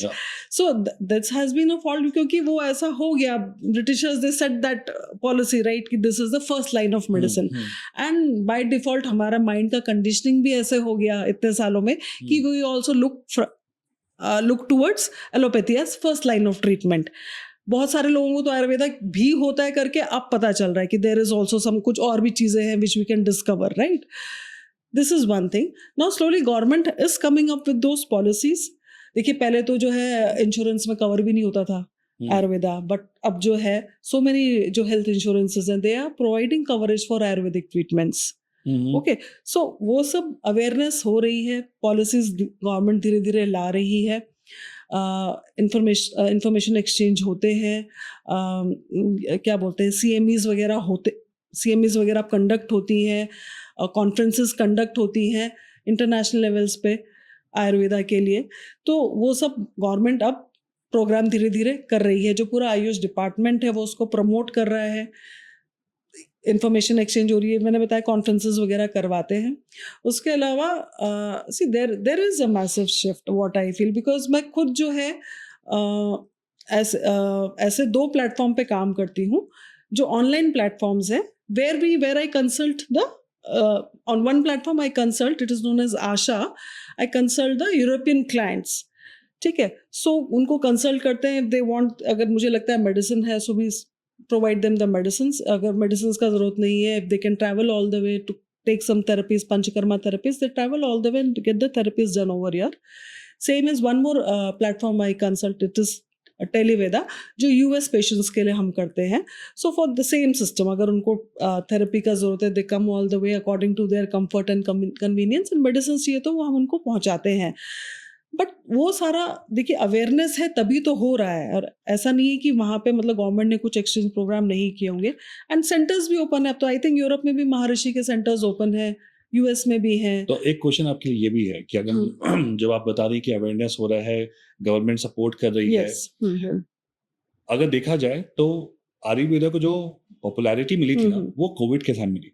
हाँ, कोविड के टाइम में उसको बहुत पॉपुलर किया गया, लोगों को पता चला कि काढ़ा क्या होता है, घर में रेमेडीज क्या होती हैं, उससे फायदा क्या होता है। But at the same time Covid के ही दौरान आयुर्वेदा पे बहुत बड़ा क्वेश्चन मार्क लगा जब पतंजलि ने क्रोनिल किट मार्केट में इंट्रोड्यूस किया और कहा कि इससे कोविड ठीक हो जाएगा, लेकिन सारे डॉक्टर्स ने हाई कोर्ट चले गए और वहां पे कहा कि इसको बैन करो, ये सर्टिफाइड नहीं है, इस पे कोई रिसर्च नहीं है, और उसको बैन कर दिया गया। तो आपकी बात से थोड़ा सा कॉन्ट्राडिक्ट कर रहा हूं मैं यहाँ पे, क्योंकि मुझे ऐसा लगता है कि एक एलोपैथी की लॉबी है जो कि आयुर्वेदा का प्रमोट नहीं करेगा। अगर होता तो गवर्नमेंट ने क्यों बैन लगाया, क्यों फुल स्टॉप लगाया क्रोनिल पे? नहीं देखिए, ये हो सकता है कि उसका रिसर्च पेपर ना हो, अदरवाइज कोर्ट में रिसर्च तो हमारा वैसे भी नहीं है ना। नहीं, अब तो काफी सारे रिसर्च पेपर्स हैं, बहुत सारे डॉक्यूमेंट्स हैं, ठीक है। एंड हो सकता है because it was a new product which was launch, and there is a difference. See, classical medicines are being followed forever, now this was a patent medicine, so उसके लिए they need to have some research papers before getting the लेकिन अगर approval. देखेंगे जो भी हमारी जो Covid की वैक्सीनेशन आई थी उस पे भी क्या हुआ, अब उस पे डाउट किया जा रहा है कि उसके कारण हार्ट अटैक्स आ रहे हैं। No, but then I think recently they have come up with this, the facts that It has nothing to do with that. Yes, but yes, to be very yes. honest, I was very skeptical when I had taken that one. And जो पतंजलि कह रही है कि इसका side effect नहीं होगा, आप लेके देख लो, तो उसको फोर्सफुली स्टॉप कराया गया। हाँ, सी वो जो है ना, वो जो है एक्चुअली एलोपैथी डॉक्टर्स का भी काम नहीं है, to be very honest. It is all of the pharmaceutical big pharmaceutical companies. They are the big players. Yes, so they are big players, and most of the pharmaceutical companies जो बड़ी players हैं वो तो India की है भी नहीं, ठीक है। वो सारी जो है पुणे बेस्ड आउट ऑफ जो कंपनी है, हाँ, तो उन्होंने जो काफी ज्यादा किया था। तो मेरा क्वेश्चन वही पे है यहाँ पे निधि आपसे कि अगर इंडिया में हमारा ऐसा कोई सर्टिफिकेशन है या फिर हमारा अगर हम आयुर्वेदा को इंटरनेशनल लेवल पे ले जाना चाहते हैं, हम और क्या कर सकते हैं, क्या और रिसर्च हो सकती है? जितना पैसा हम लोग एलोपैथी में लगा रहे हैं उतना पैसा अगर हम आयुर्वेद में लगाएं तो क्या आपको लगता है कि स्कोप है हमारे? डेफिनेटली स्कोप है। ये तो है कि आयुर्वेदा का बजट जो पहले तो बिल्कुल होता ही नहीं था, अब तो बेटर है आयुर्वेदा का बजट पूरे हेल्थ केयर सिस्टम में, बट आई थिंक थोड़ा सा और बजट बढ़ना चाहिए। एंड डेफिनेटली गवर्नमेंट अगर उसको और ज्यादा प्रमोट करेगी तो definitely it will become means, see Ayurveda is not only something about treating a self, जैसे see it's about a complete well being of a person. It has different aspects. It is for prevention. It has therapeutic aspect. It has beauty aspect. It has rejuvenation aspect. ठीक है, 3-4 अलग अलग चीजें एक ही pathy आपको दे रही है। तो क्यों नहीं बनेगा ये हेल्थ, मतलब वर्ल्ड का बेस्ट हेल्थ केयर सिस्टम? बिल्कुल बन सकता है। We have to promote it that ways, and हमें भी ये समझना पड़ेगा। देखिए मतलब हम, जैसे मैंने बोला कि आयुर्वेदा प्रिवेंशन के लिए है, तो हम लाइफ इंश्योरेंस तो इतने सारे लेके बैठे हैं, है ना, हेल्थ इंश्योरेंस, लाइफ इंश्योरेंस, और आयुर्वेदा जो आपको डायरेक्टली आपकी लाइफ के लिए इंश्योर कर रहा है, प्रिवेंशन दे रहा है, इतना सब कुछ, वो आप अडेप्ट नहीं कर रहे हो अपनी जिंदगी। क्योंकि यहाँ पे एक और चीज भी है ना, जब आप हेल्थ इंश्योरेंस की बात की, आपने लाइफ इंश्योरेंस की बात की, इस पे आपको डराया जाता है कि अगर आप मर जाओगे तो आपकी फैमिली का क्या होगा, अगर आप हॉस्पिटल में हो तो क्या होगा, तो आपको डरा के बेचा जा रहा है। लेकिन आयुर्वेदा डरा नहीं रहा है, और वो तो साइलेंटली बैठा हुआ है कि भाई देख लो हम हैं, मुझे यूज करना, ट्राई करके देख लो, लोग यूज नहीं कर रहे। हाँ, that is so, see that, ये तो इट्स नॉट, मेरे ख्याल से आयुर्वेदा की भी पॉलिसी नहीं है, that is a humble Indian policy, जो पूरा as a country I think we are set in that mode कि we are very humble, we are grounded, we don't force anything on anyone, right? So शायद आयुर्वेदा भी वही approach ले रहा है कि we don't want to force, but please वही कह रहे हैं कि प्लीज आप ट्राई करो। Maybe Ayurveda is not giving that kind of revenue to the country.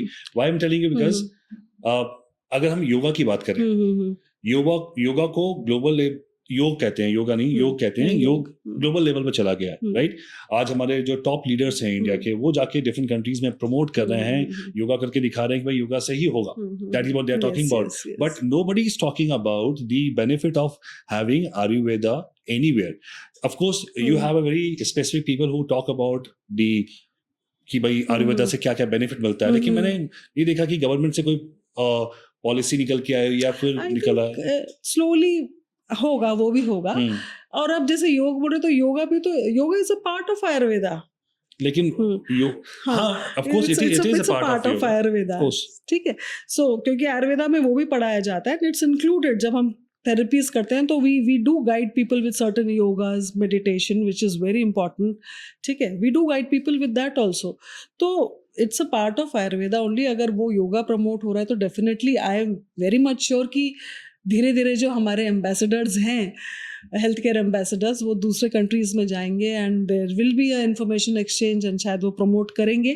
अभी नहीं, बट अगर देखिए इतना काम, मुझे तो लग रहा है कि कुछ काम हुआ है। अगर नहीं हुआ होता तो people won't have been aware of Ayurveda. वो अभी जो हुआ है ना, correct me if I am wrong, वो सिर्फ कोविड के बाद हुआ है। कोविड के बाद इतना ज्यादा उसको प्रमोट किया गया है। हाँ, सो व्हाटएवर, बट हो रहा है, means now we are growing to. अब एक ही दिन में तो नहीं हो सकता, but I think slowly we are progressing in that direction where that awareness is happening in India as well in the other countries and especially the Western countries, that we can see the changes over there. और changes मैंने यहाँ भी देखा है ना कि अभी जितने भी कंपनीज हैं, बिग प्लेयर्स, नाम नहीं लूंगा, वो अब कोविड के बाद से उन्होंने नर्व्स पकड़ ली है कि अच्छा अब एक काम करते हैं, इनको अपना प्रोडक्ट बेचेंगे आयुर्वेदा के नाम पे, हर्बल के नाम पे बेचेंगे, क्योंकि उनको ये मार्केट गेम समझ में आ गया। तो उससे मुझे क्या लग रहा है ना कि जो भी हमारा प्रेजेंस है, जो भी हमारा बिलीव है, प्योरिटी है, वो कहीं ना कहीं डाइल्यूट हो रहा है because of the commercialisation as well, right? तो क्या बड़ी कंपनियां मार्केटिंग के लिए आयुर्वेद और या हर्बल शब्द का उपयोग कर रही हैं? I think government should put a hold on this, like the government has to proactively come over here and take, means इसके लिए कुछ रखें, क्योंकि धीरे धीरे तो मुझे ऐसा लगता है कि कभी तो कोई आयुर्वेदा चाय आ जा रही है ना, धीरे धीरे मार्केट में मुझे लगता है आयुर्वेदा सूप भी आ जाएगा, आयुर्वेदा सब कुछ, ठीक है। दैट शुडंट हैपन, मींस वो बहुत डाइल्यूट हो गया आयुर्वेदा नाम में, कौन हर स्टॉप कोई लगाएगा उसको, कौन और कैसे स्टॉप लगेगा इसको? That definitely I think the government has to do something about it, कि there has to be certain, means there has to be certain criteria and regulations in place, certain checks in place for anyone to use Ayurveda in front of their name and in front of any product or any service also. क्योंकि अगर हम allopathy की बात करें तो हमारे पास FDA guideline है, ICH guideline है हमारे पास क्लिनिकल ट्रायल्स होते हैं, प्लेसबो के साथ भी होता है, लेकिन यहाँ पे तो ऐसा कुछ भी नहीं है। अगर मेरा मन करेगा, मैं आपको एग्जांपल देता हूँ कि मेरे दोस्त का घी का बिजनेस है, ठीक है। तो जब मैं बात कर रहा था तो घी की बात चल रही थी, उसने बोला कि क्या नाम रखोगे, तो उसने बोला कि यार कुछ ऐसा रखेंगे ना जो कि दिल को छुए। हमने कहा जैसे कुछ हेरिटेज के नाम पे। तो हमने कहा इससे एक बेनिफिट क्या मिलेगा? अरे वो हर्बल नाम आएगा तो लोग इससे अटैच हो जाएंगे और खरीदेंगे, उनको लगेगा प्योरिटी है।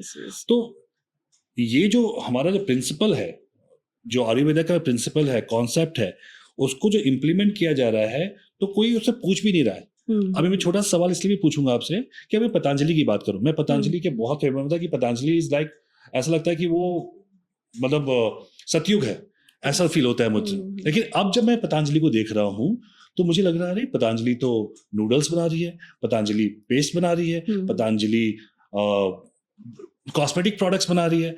तो मैं कंफ्यूज हूं कि क्या पतंजलि जो कि प्रमोट करता है योगा को और आयुर्वेदा को, वो प्रिंसिपल और कॉन्सेप्ट और फिलॉसफी को फॉलो कर रहा है?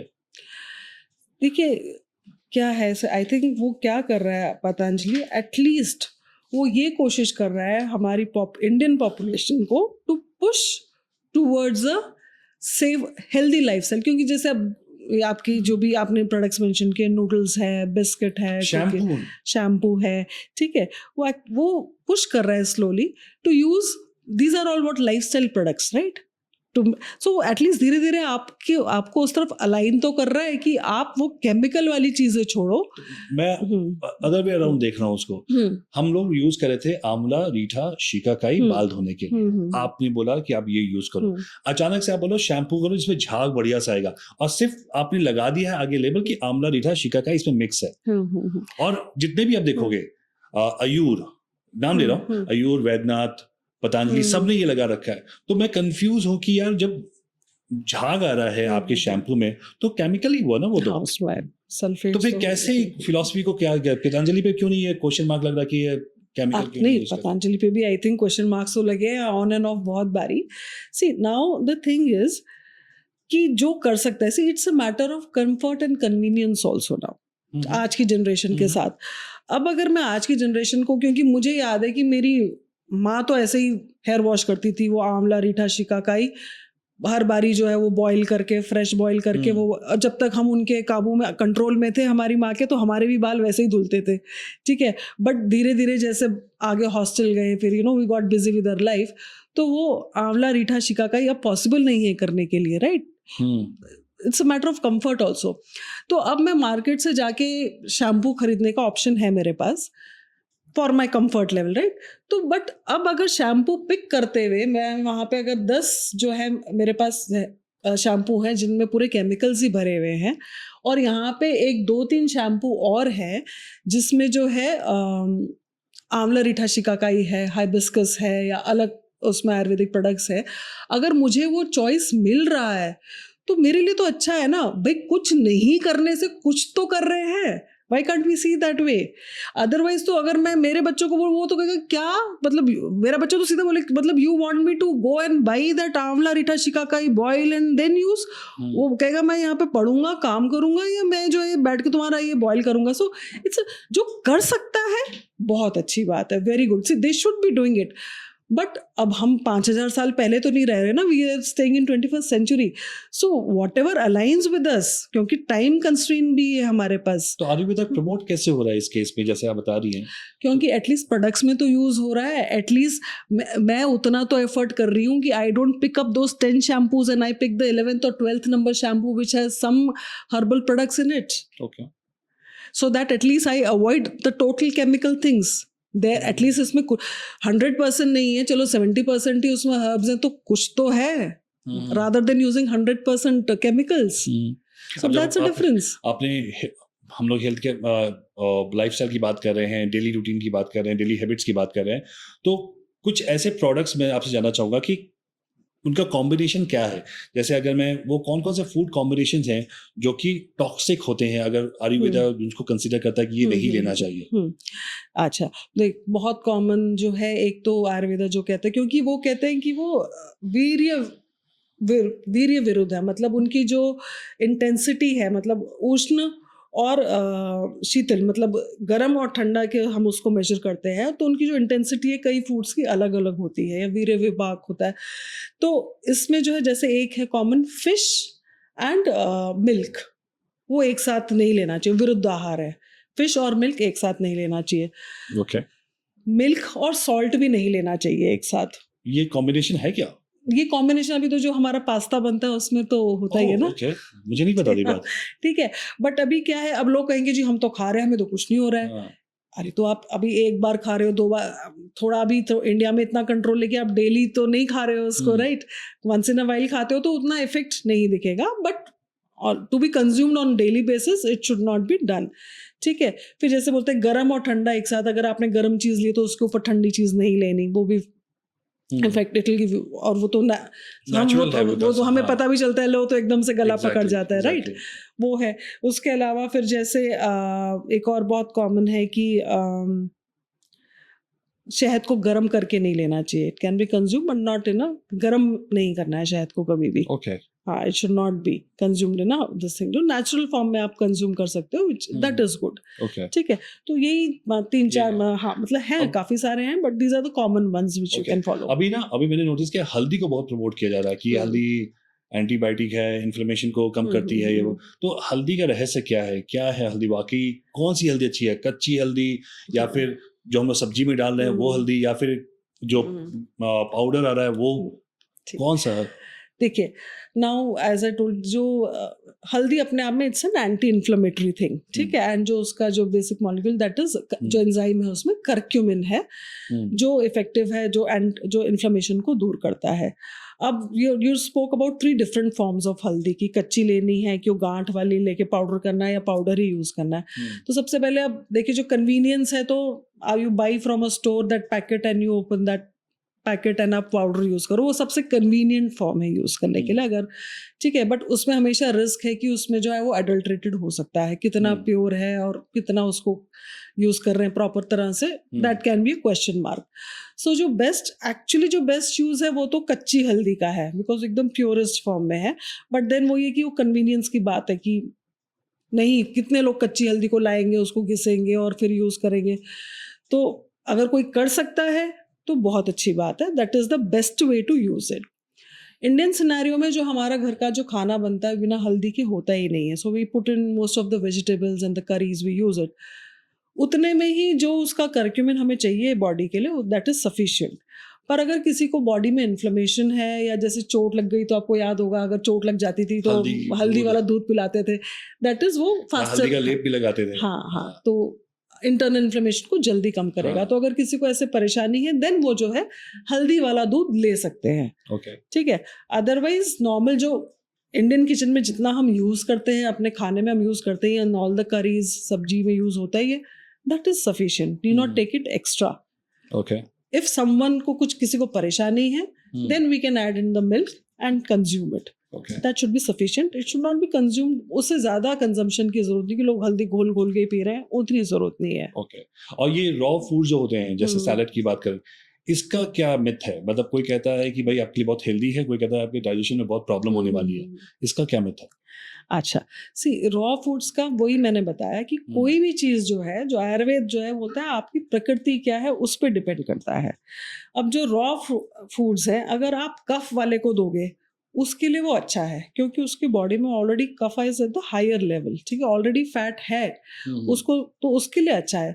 बट वात वाले को आप दे रहे हो, ऑलरेडी उसका एयर एलिमेंट ज्यादा है, आप उसको रॉ फूड दे रहे हो तो उसको तो और परेशानी होगी, उसको डाइजेशन में भी प्रॉब्लम होगी उसको, ओके, ठीक है। सो इसके लिए see any type of food जो भी कोई गाइड कर रहा है वो ठीक है कि खाना चाहिए, अच्छी बात है, बट किसको खाना चाहिए और किसको नहीं खाना चाहिए वो डिफरेंशिएट करना बहुत जरूरी है। चलो अब मैं आपको एग्जांपल देता हूँ कि मैं अपनी बात करता हूँ, ठीक है।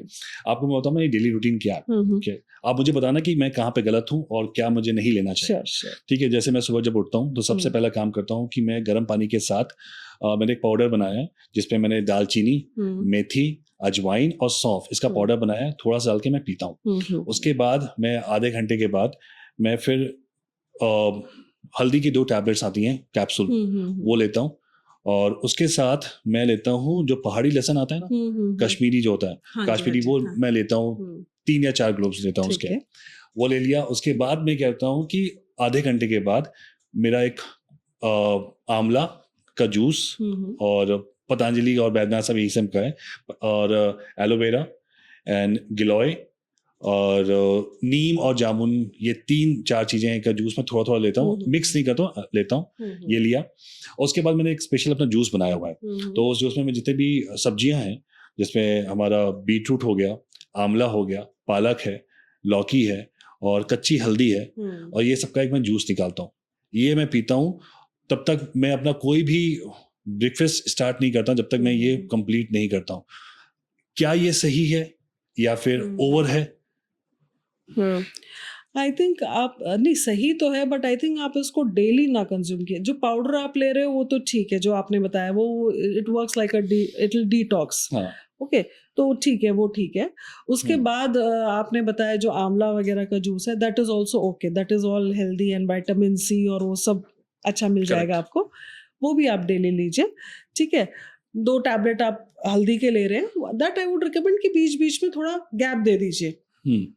Too much is not good, right, because वो एक्सट्रैक्ट होगा करक्यूमिन का, so not too much is not good, क्योंकि वो थोड़ा सा आपके ब्लड को डाइल्यूट भी करेगा, ठीक है। बीच बीच में गैप देके फिर शुरू कर दीजिए। And coming to the last part, जो आपने कहा कि वो सारा लौकी और उसका आप जूस डेली लेते हैं, that is also good, because आप सारे एंजाइम, सारे मिनरल्स जो अलग अलग है वो आप ले रहे हैं, ठीक है। But I will say rather उसका जूस लेने की जगह अगर आप एक दिन करके उस एज अ वेजिटेबल अगर आप उसको कंज्यूम कर सकते हो, it will be much better, ठीक है। एक दिन बीटरूट की आप सब्जी बना लो, एक दिन लौकी की सब्जी बना लो, क्यों, at least don't waste the fibre part of it, वो फाइबर भी बहुत जरूरी है ना। और आप क्या करो कि बिल्कुल उसको एक्सट्रैक्ट निकाल के दे रहे हो, बट जो आपका गट है वहां पे जो माइक्रोबायोम है उसको फाइबर भी चाहिए, ठीक है। सो आई विल से कि आप जूस की जगह पूरा सब्जी ही अगर एक एक दिन करके कंज्यूम करो, it will be much better. Second thing is, अगर आप जूस ही लेना चाहते हो उसको भी आप वीकली थ्राइस ऑल्टरनेट डेज ऐसा आप कर दीजिए. और ये अल्कलाइन वाटर जो होता है जिसपे मैंने क्या करता हूँ, मैं वीक में एक बार मैं डिटॉक्स करने के लिए अल्कलाइन वाटर में वही बीट रूट सब कुछ वही डाल देता हूँ, और उसके बाद खीरा होता है और खीरा, मिंट डाल दिया. नींबू, मिंट, yes, वो आप ले सकते हैं. That is good. That is good. That is good. That you can consume. Okay okay. तो लाइफस्टाइल की बात करते हुए एक बहुत ही महत्वपूर्ण सवाल मेरे पास है जो कि मैं सराउंडिंग में देखता हूँ, वो है विमेंस हेल्थ की बात करता हूँ. वो बहुत बहुत इंपॉर्टेंट है, और जहाँ पे मुझे लगता है कि आयुर्वेदिक बहुत ही स्पेसिफिक गाइडेंस देता है. तो अगर कोई महिला जब 30 साल की होती है या 30 साल के बाद, महिलाओं को आयुर्वेदिक सुझाव क्या क्या होना चाहिए, उनको क्या करना चाहिए अपने रूटीन में? So yes, it's because the females and they are like half of the population, almost half of the population, and so it's very important that they remain and stay healthy. So see, महिलाओं का क्या है, एक तो जो body का एक बहुत इंपॉर्टेंट जो उनके main I think primary years bit starting from 12 years to there till 50 years, जो मंथली जो साइकिल उनका चलता है, ठीक है, तो उस समय में बहुत सारा ब्लड लॉस भी होता है, ठीक है. So which most of the females, आप यकीन कीजिएगा, बहुत अच्छे घरों से बहुत अच्छा खाना पीना खा रही हैं, but most of the females are anaemic, पता भी नहीं चलता है. उसकी वजह से क्या है, they will always feel tired, exhausted, they will complain hair fall हो रहा है, थकान है, and they not even aware कि दे आर एनेमिक. वो जब ब्लड टेस्ट करे स्पेसिफिकली बोलो कि आप नहीं हम तो सब खाते हैं, हम तो फ्रूट्स खा रहे हैं, ये खा रहे हैं, वो खा रहे हैं, फिर बिकॉज ब्लड लॉस हो रहा है. हमारे टीम में भी कोई ऐसा है. ठीक है. So it is very important for them कि वो जो है, जो भी चीजें आयरन को बढ़ाती हैं, जैसे खजूर हो गया, बीट रूट हो गया, ठीक है, और अनार हो गया, उसको वो ऑलमोस्ट डेली या वीकली जो है ऑल्टरनेट डेज पे उसको जरूर इंक्लूड करें. That is very important for them. और कोई कहता है कि मुझे खजूर खाने से बहुत गर्मी चढ़ जाती है, बहुत औरतें कहती हैं. लिमिटेड क्वांटिटी पे लो, और डेली नहीं खा रहे हो तो ऑल्टरनेट डेज ले लो, ठीक है, आप लिमिटेड क्वांटिटी पे ले लो, ठीक है. हम ऐसे नहीं कह रहे कि आप एक पैकेट लो और आज ही उसे खत्म कर दो. अगर आप 2-3 डेली ले रहे हो तो उसमें तो आई डोंट थिंक सो इतनी परेशानी होगी. साथ में जो है आप उसको ठंडे दूध में मिक्सी करके ले लो, ठंडा हो जाएगा वो, उसके जो नेचर है, ठीक है, आप वैसे ले लो उसको. अंजीर बहुत अच्छा है, ठीक है, ड्राई फ्रूट जो अंजीर है उससे ब्लड बढ़ता है, तो उसको एक तो खाने में, स्पेशली जो भी जैसे पहले होता था लोहे की कढ़ाई में खाते थे, आधा आयरन तो वहीं से आ जाता था, ठीक है, तो वो चीज़ें वापस लाओ, लोहे की कढ़ाई वापस लाओ खाने में. सो वहीं पे प्रॉब्लम आधी आपकी सॉल्व हो जाएगी.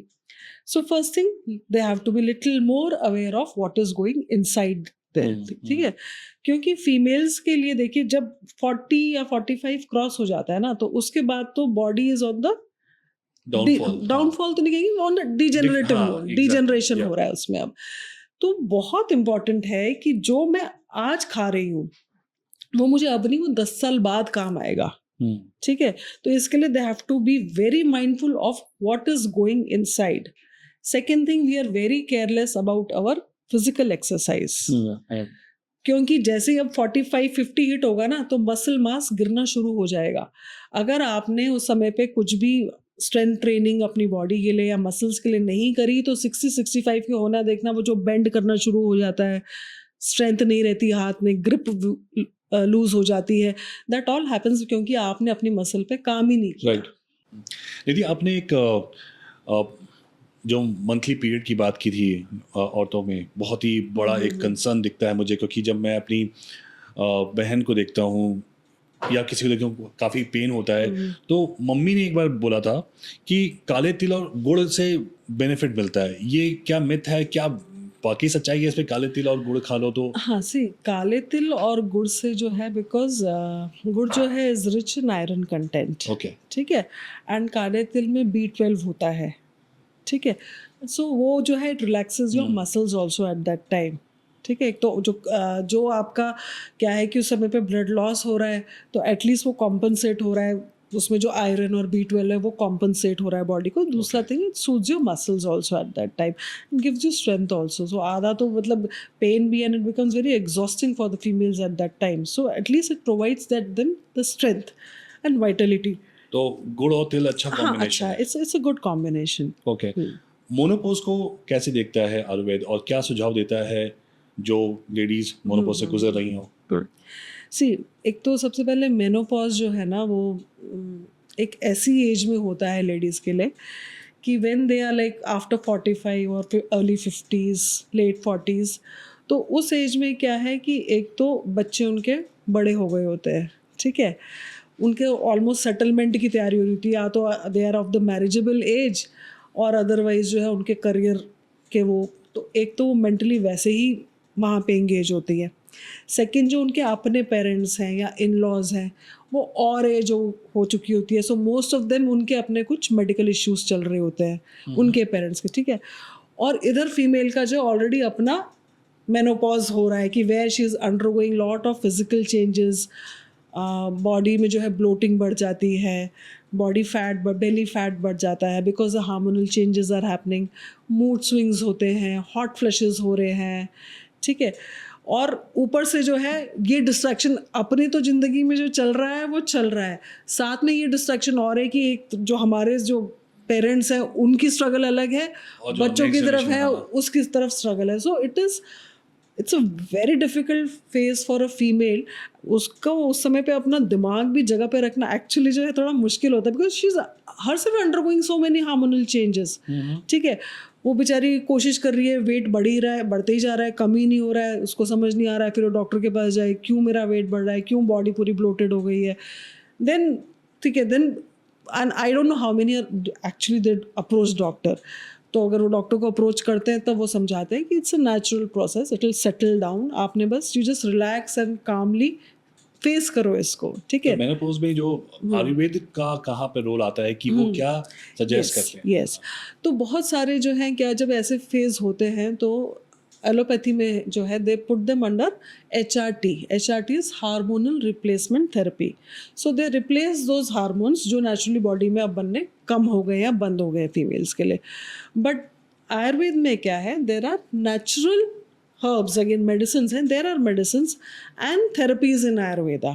I will say more medicines plus therapies in Ayurveda which help the women to gain that energy at that time and plus calm themselves also. जो stress, anxiety, जो hot flushes जो हो रहे हैं उस टाइम पे, जो mood swings हो रहे हैं, उस सब को बहुत अच्छी तरह से रिलैक्स करने के लिए, फेस करने के लिए आयुर्वेदा में जो है बहुत अच्छे थेरेपीज हैं। मेडिसिन भी हैं, मेडिसिन एंड थेरेपीज। तभी मैंने ये साथ में ये भी बताया कि वो बेचारी ऑलरेडी अपने हेल्थ से स्ट्रगल कर रही है, साथ में ये चीज़ें और है, तो एज अ रिजल्ट आपने देखा होगा बहुत सारी जो है उस समय पे चिड़चिड़ी हो जाती हैं, दे बिकम वेरी इरिटेटेड, छोटी छोटी बात पे they will overreact at times and emotional outburst हो जाएगा because so many things are happening and she is struggling with all those things. So that is what see, तो जो hormone replacement therapy है it helps them, but it is helping them at a physical level. Whereas Ayurveda has therapies like shirodhara है जो आपको काम करेगी आपकी, क्योंकि नींद बहुत डिस्टर्ब हो जाती है, इंसोम्निया भी आता है बहुत सारी फीमेल्स को, नींद अच्छी हो जाएगी, जैसे ही नींद अच्छी होगी बॉडी की हीलिंग जो ऑटोमेटिकली ज़्यादा अच्छी होगी। सो मॉर्निंग जब उठेंगे they will be fresh to face a new day, right. So that is how Ayurveda has very good and effective therapies for this symptom to manage this menopausal symptoms. तो कहीं ना कहीं आप ये कह रही हैं कि मेनोपॉज के दौरान फिजिकल हेल्थ से ज़्यादा मेंटल हेल्थ पे ज़्यादा इफेक्ट पड़ता है? बहुत इफेक्ट पड़ता है। तभी मैंने कहा ना, क्योंकि उस नेक्स्ट जनरेशन और पीछे वाली जनरेशन के साथ स्ट्रगल चल रही है, वो तो मेंटली उसको है ना, वो कितनी जगह फोकस करेगी। So that is why that we shouldn't be looking only on the physical aspect of, physical तो है, उसको अच्छा खाना है, उसको एक्सरसाइज करनी है, बट उसकी मेंटल हेल्थ भी उस समय पे बहुत ज़रूरी है। तो आयुर्वेद मेंटल हेल्थ और डिप्रेशन को कैसे देखता है? सी आयुर्वेद में जो है पूरा मानसिक रोगों का एक पूरा ही सेपरेट चैप्टर है, चैप्टर इन द सेंस एक पूरा एक वो है, फील्ड है, ठीक है। एंड आयुर्वेद में माना जाता है कि देर आर लाइक 3 तरह के गुण होते हैं, सत्व, रजस एंड तमस। तो जब भी जो है तमस बॉडी में हाई हो जाता है तब जो है इस तरह के मानसिक रोग या डिप्रेशन, इस तरह के रोग जो है बढ़ते हैं, ठीक। तो आयुर्वेद में बहुत सारे मेडिसिन्स भी हैं एंड थेरेपीज़ भी हैं जो इस तरह के डिप्रेशन, मेंटल हेल्थ पे जो है वर्क करते हैं। And it is not a one day, क्योंकि अब ये तो जो उसको मेंटल प्रॉब्लम आई वो एक दिन में तो नहीं, it didn't came in single one day, right? धीरे धीरे धीरे करके परेशानी बड़ी होगी, लोगों ने तो इमीडिएटली आइडेंटिफाई भी नहीं करते, it take some time for people to identify the problem. So वैसे ही आयुर्वेद में जब अगर पेशेंट हमें अप्रोच करता है, वी गाइड देम कि भाई we will give you the treatment, will give you the medicine, but then you need to give us time. तो धीरे धीरे उसमें हीलिंग होती है, नेचुरल तरह से हीलिंग होती है, and they become normal also, because we are not giving them any chemicals, we are giving natural medicines, plus we believe in therapies which stimulate the nervous system. Okay. तो मेरे पास कुछ ऐसे भी सवाल है जो मेरे दोस्तों ने कहा है आपसे पूछा जाए, उनको ये इस बात की जानकारी चाहिए। तो मुझसे पूछा गया कि तुम क्या करते हो, मैंने कहा मैं कुछ नहीं करता हूँ, तो आपसे पूछूंगा बेटर होगा। पहले सबसे पहले मैं स्किन की बात करता हूँ। तो स्किन केयर में आयुर्वेदा कैसे हेल्प करता है, और क्या क्या चीज़ें हमें यूज़ करनी चाहिए आयुर्वेदा की, जो so that we can have a better skin?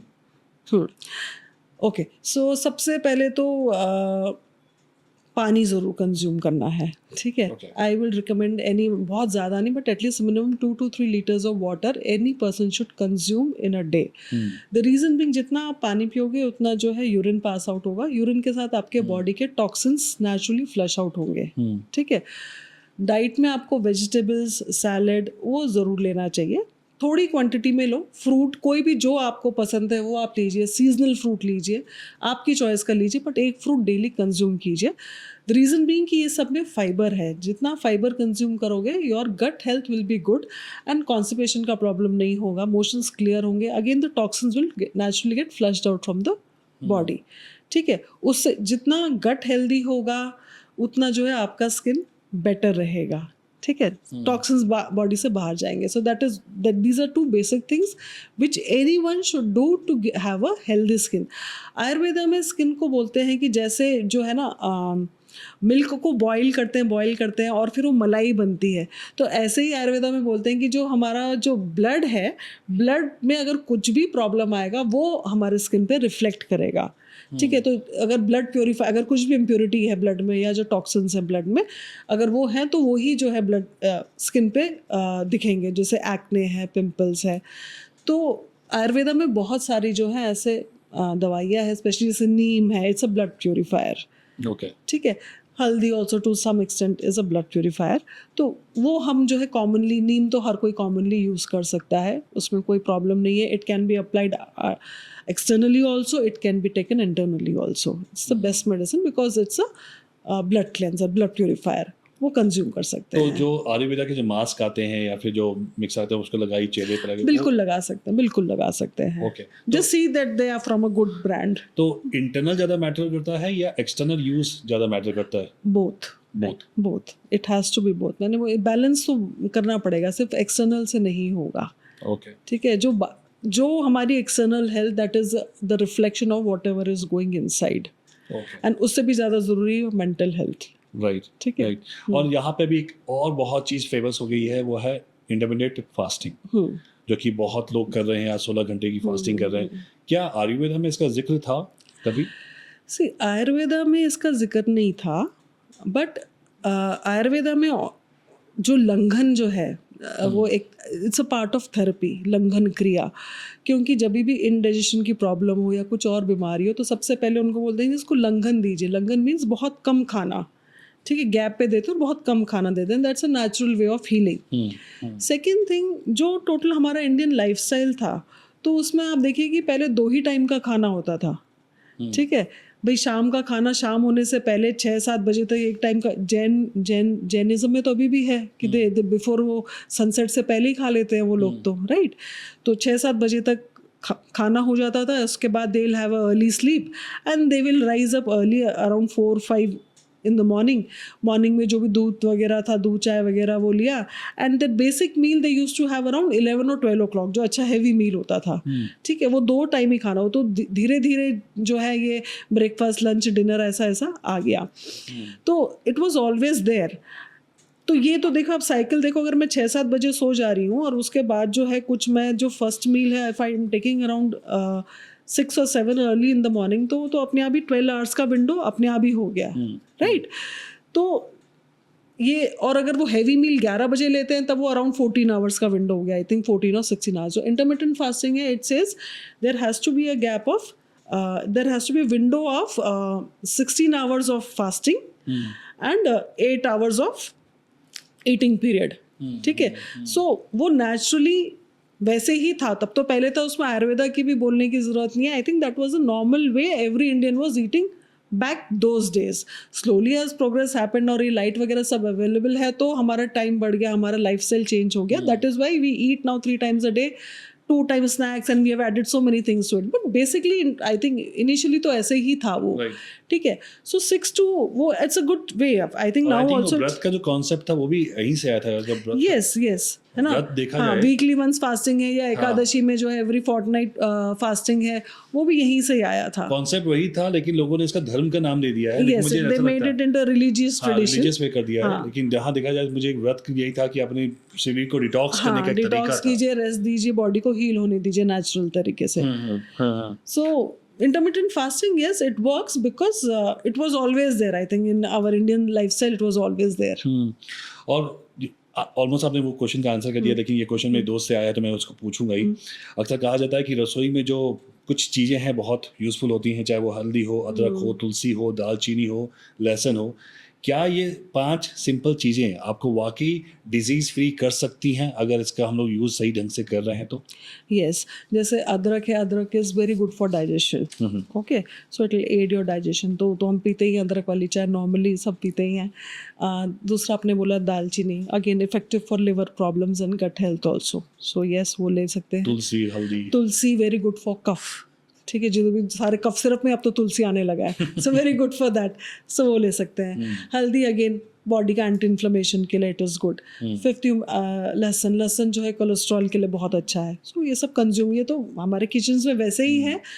जैसे हम कंज्यूम करते हैं उसको साथ में वैसे ही कंज्यूम करें तो भी अच्छा है. Otherwise if anyone is very specific, they want to consume it in the morning itself, they can do it.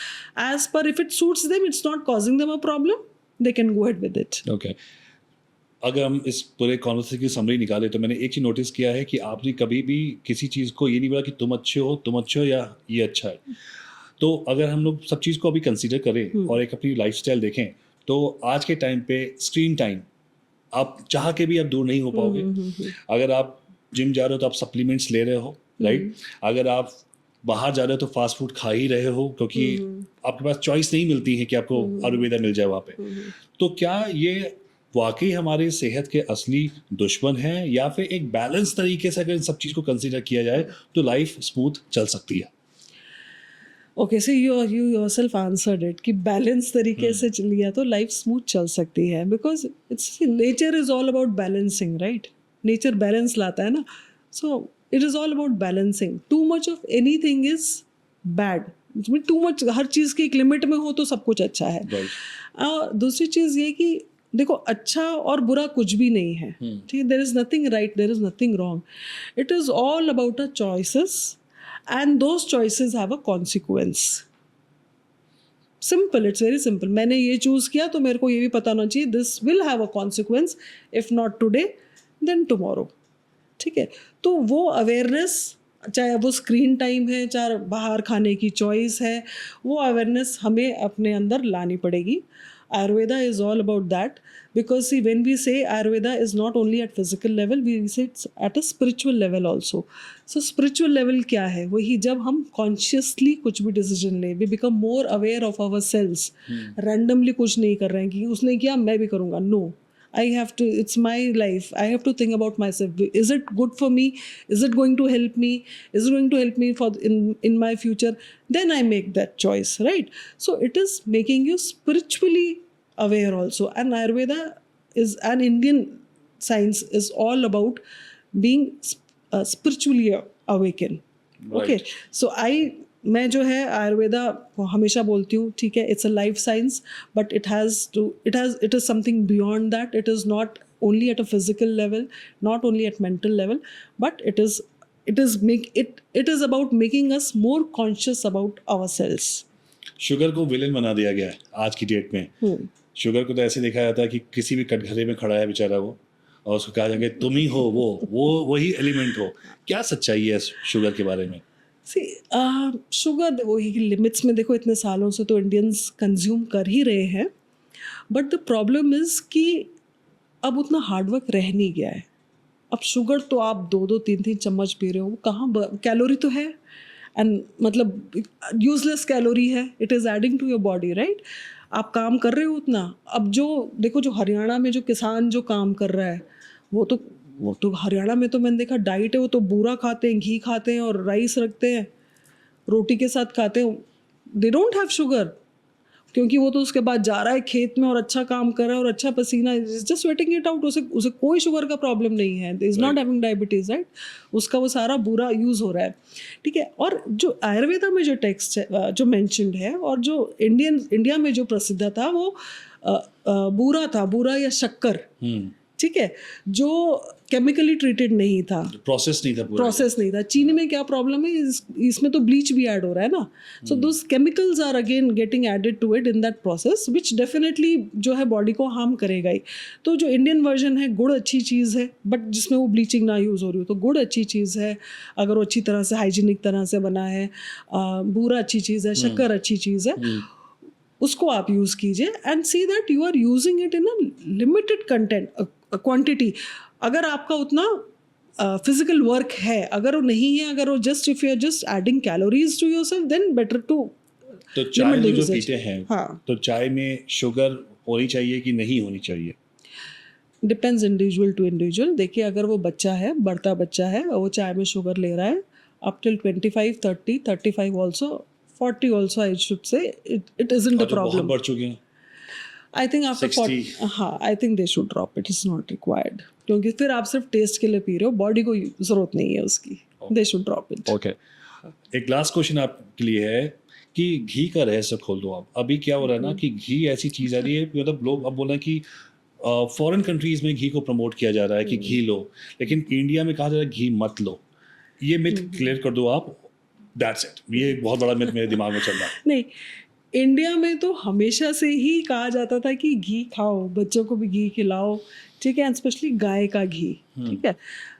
Because देखिए, आपके जॉइंट के प्रॉब्लम्स जो है, जितना आप घी खाओगे ना उतना अच्छा रहेगा. दैट जॉइंट प्रॉब्लम जो है लास्ट चीज़ होगी आपके आने के लिए. किस फॉर्म में खाइए? रॉ दिया जाए घी? रॉ नहीं, जैसे आप कंज्यूम करते हैं, आप अपने दाल के, देखिए हमारे नॉर्थ इंडिया में तो, यहाँ पे साउथ इंडिया में देखा मैंने, अपने दाल राइस खाते समय उसके ऊपर नॉर्मली डालते ही हैं, रात में रोटी पे लगा के उसको खाते ही हैं.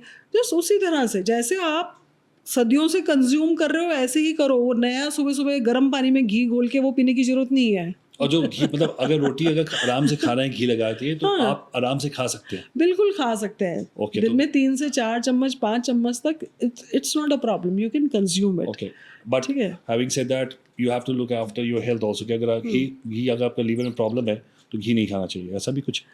तो फिर उस हिसाब से तो आपको तेल बिल्कुल ही छोड़ देना. सी, अगर लिवर में प्रॉब्लम है तो any kind of fat is bad. It's not only about ghee. तो आप घी को क्यों बदनाम कर रहे हो? नहीं, मैं नहीं बदनाम कर रहा हूं, ऑफ कोर्स नहीं. मेरे फादर का घी का बिजनेस है, तो ऑफ कोर्स वो घी के मैं प्रमोट करना चाहता हूँ इस माध्यम से कि भाई घी खाओ, खूब खाओ, आराम से खाओ, और हमारे यहाँ से लो. Okay, so thank you so much दीदी, आपने अपना टाइम दिया. एंड इस एपिसोड में हमने बहुत ही गहराई से सोचने का मौका मिला, सही नज़रिए से मौका मिला, और पूरा कॉन्वर्सेशन आई थिंक बहुत ही मीनिंगफुल था. तो I really appreciate your time and effort. You made this podcast so natural. And anything you want to say to my audience?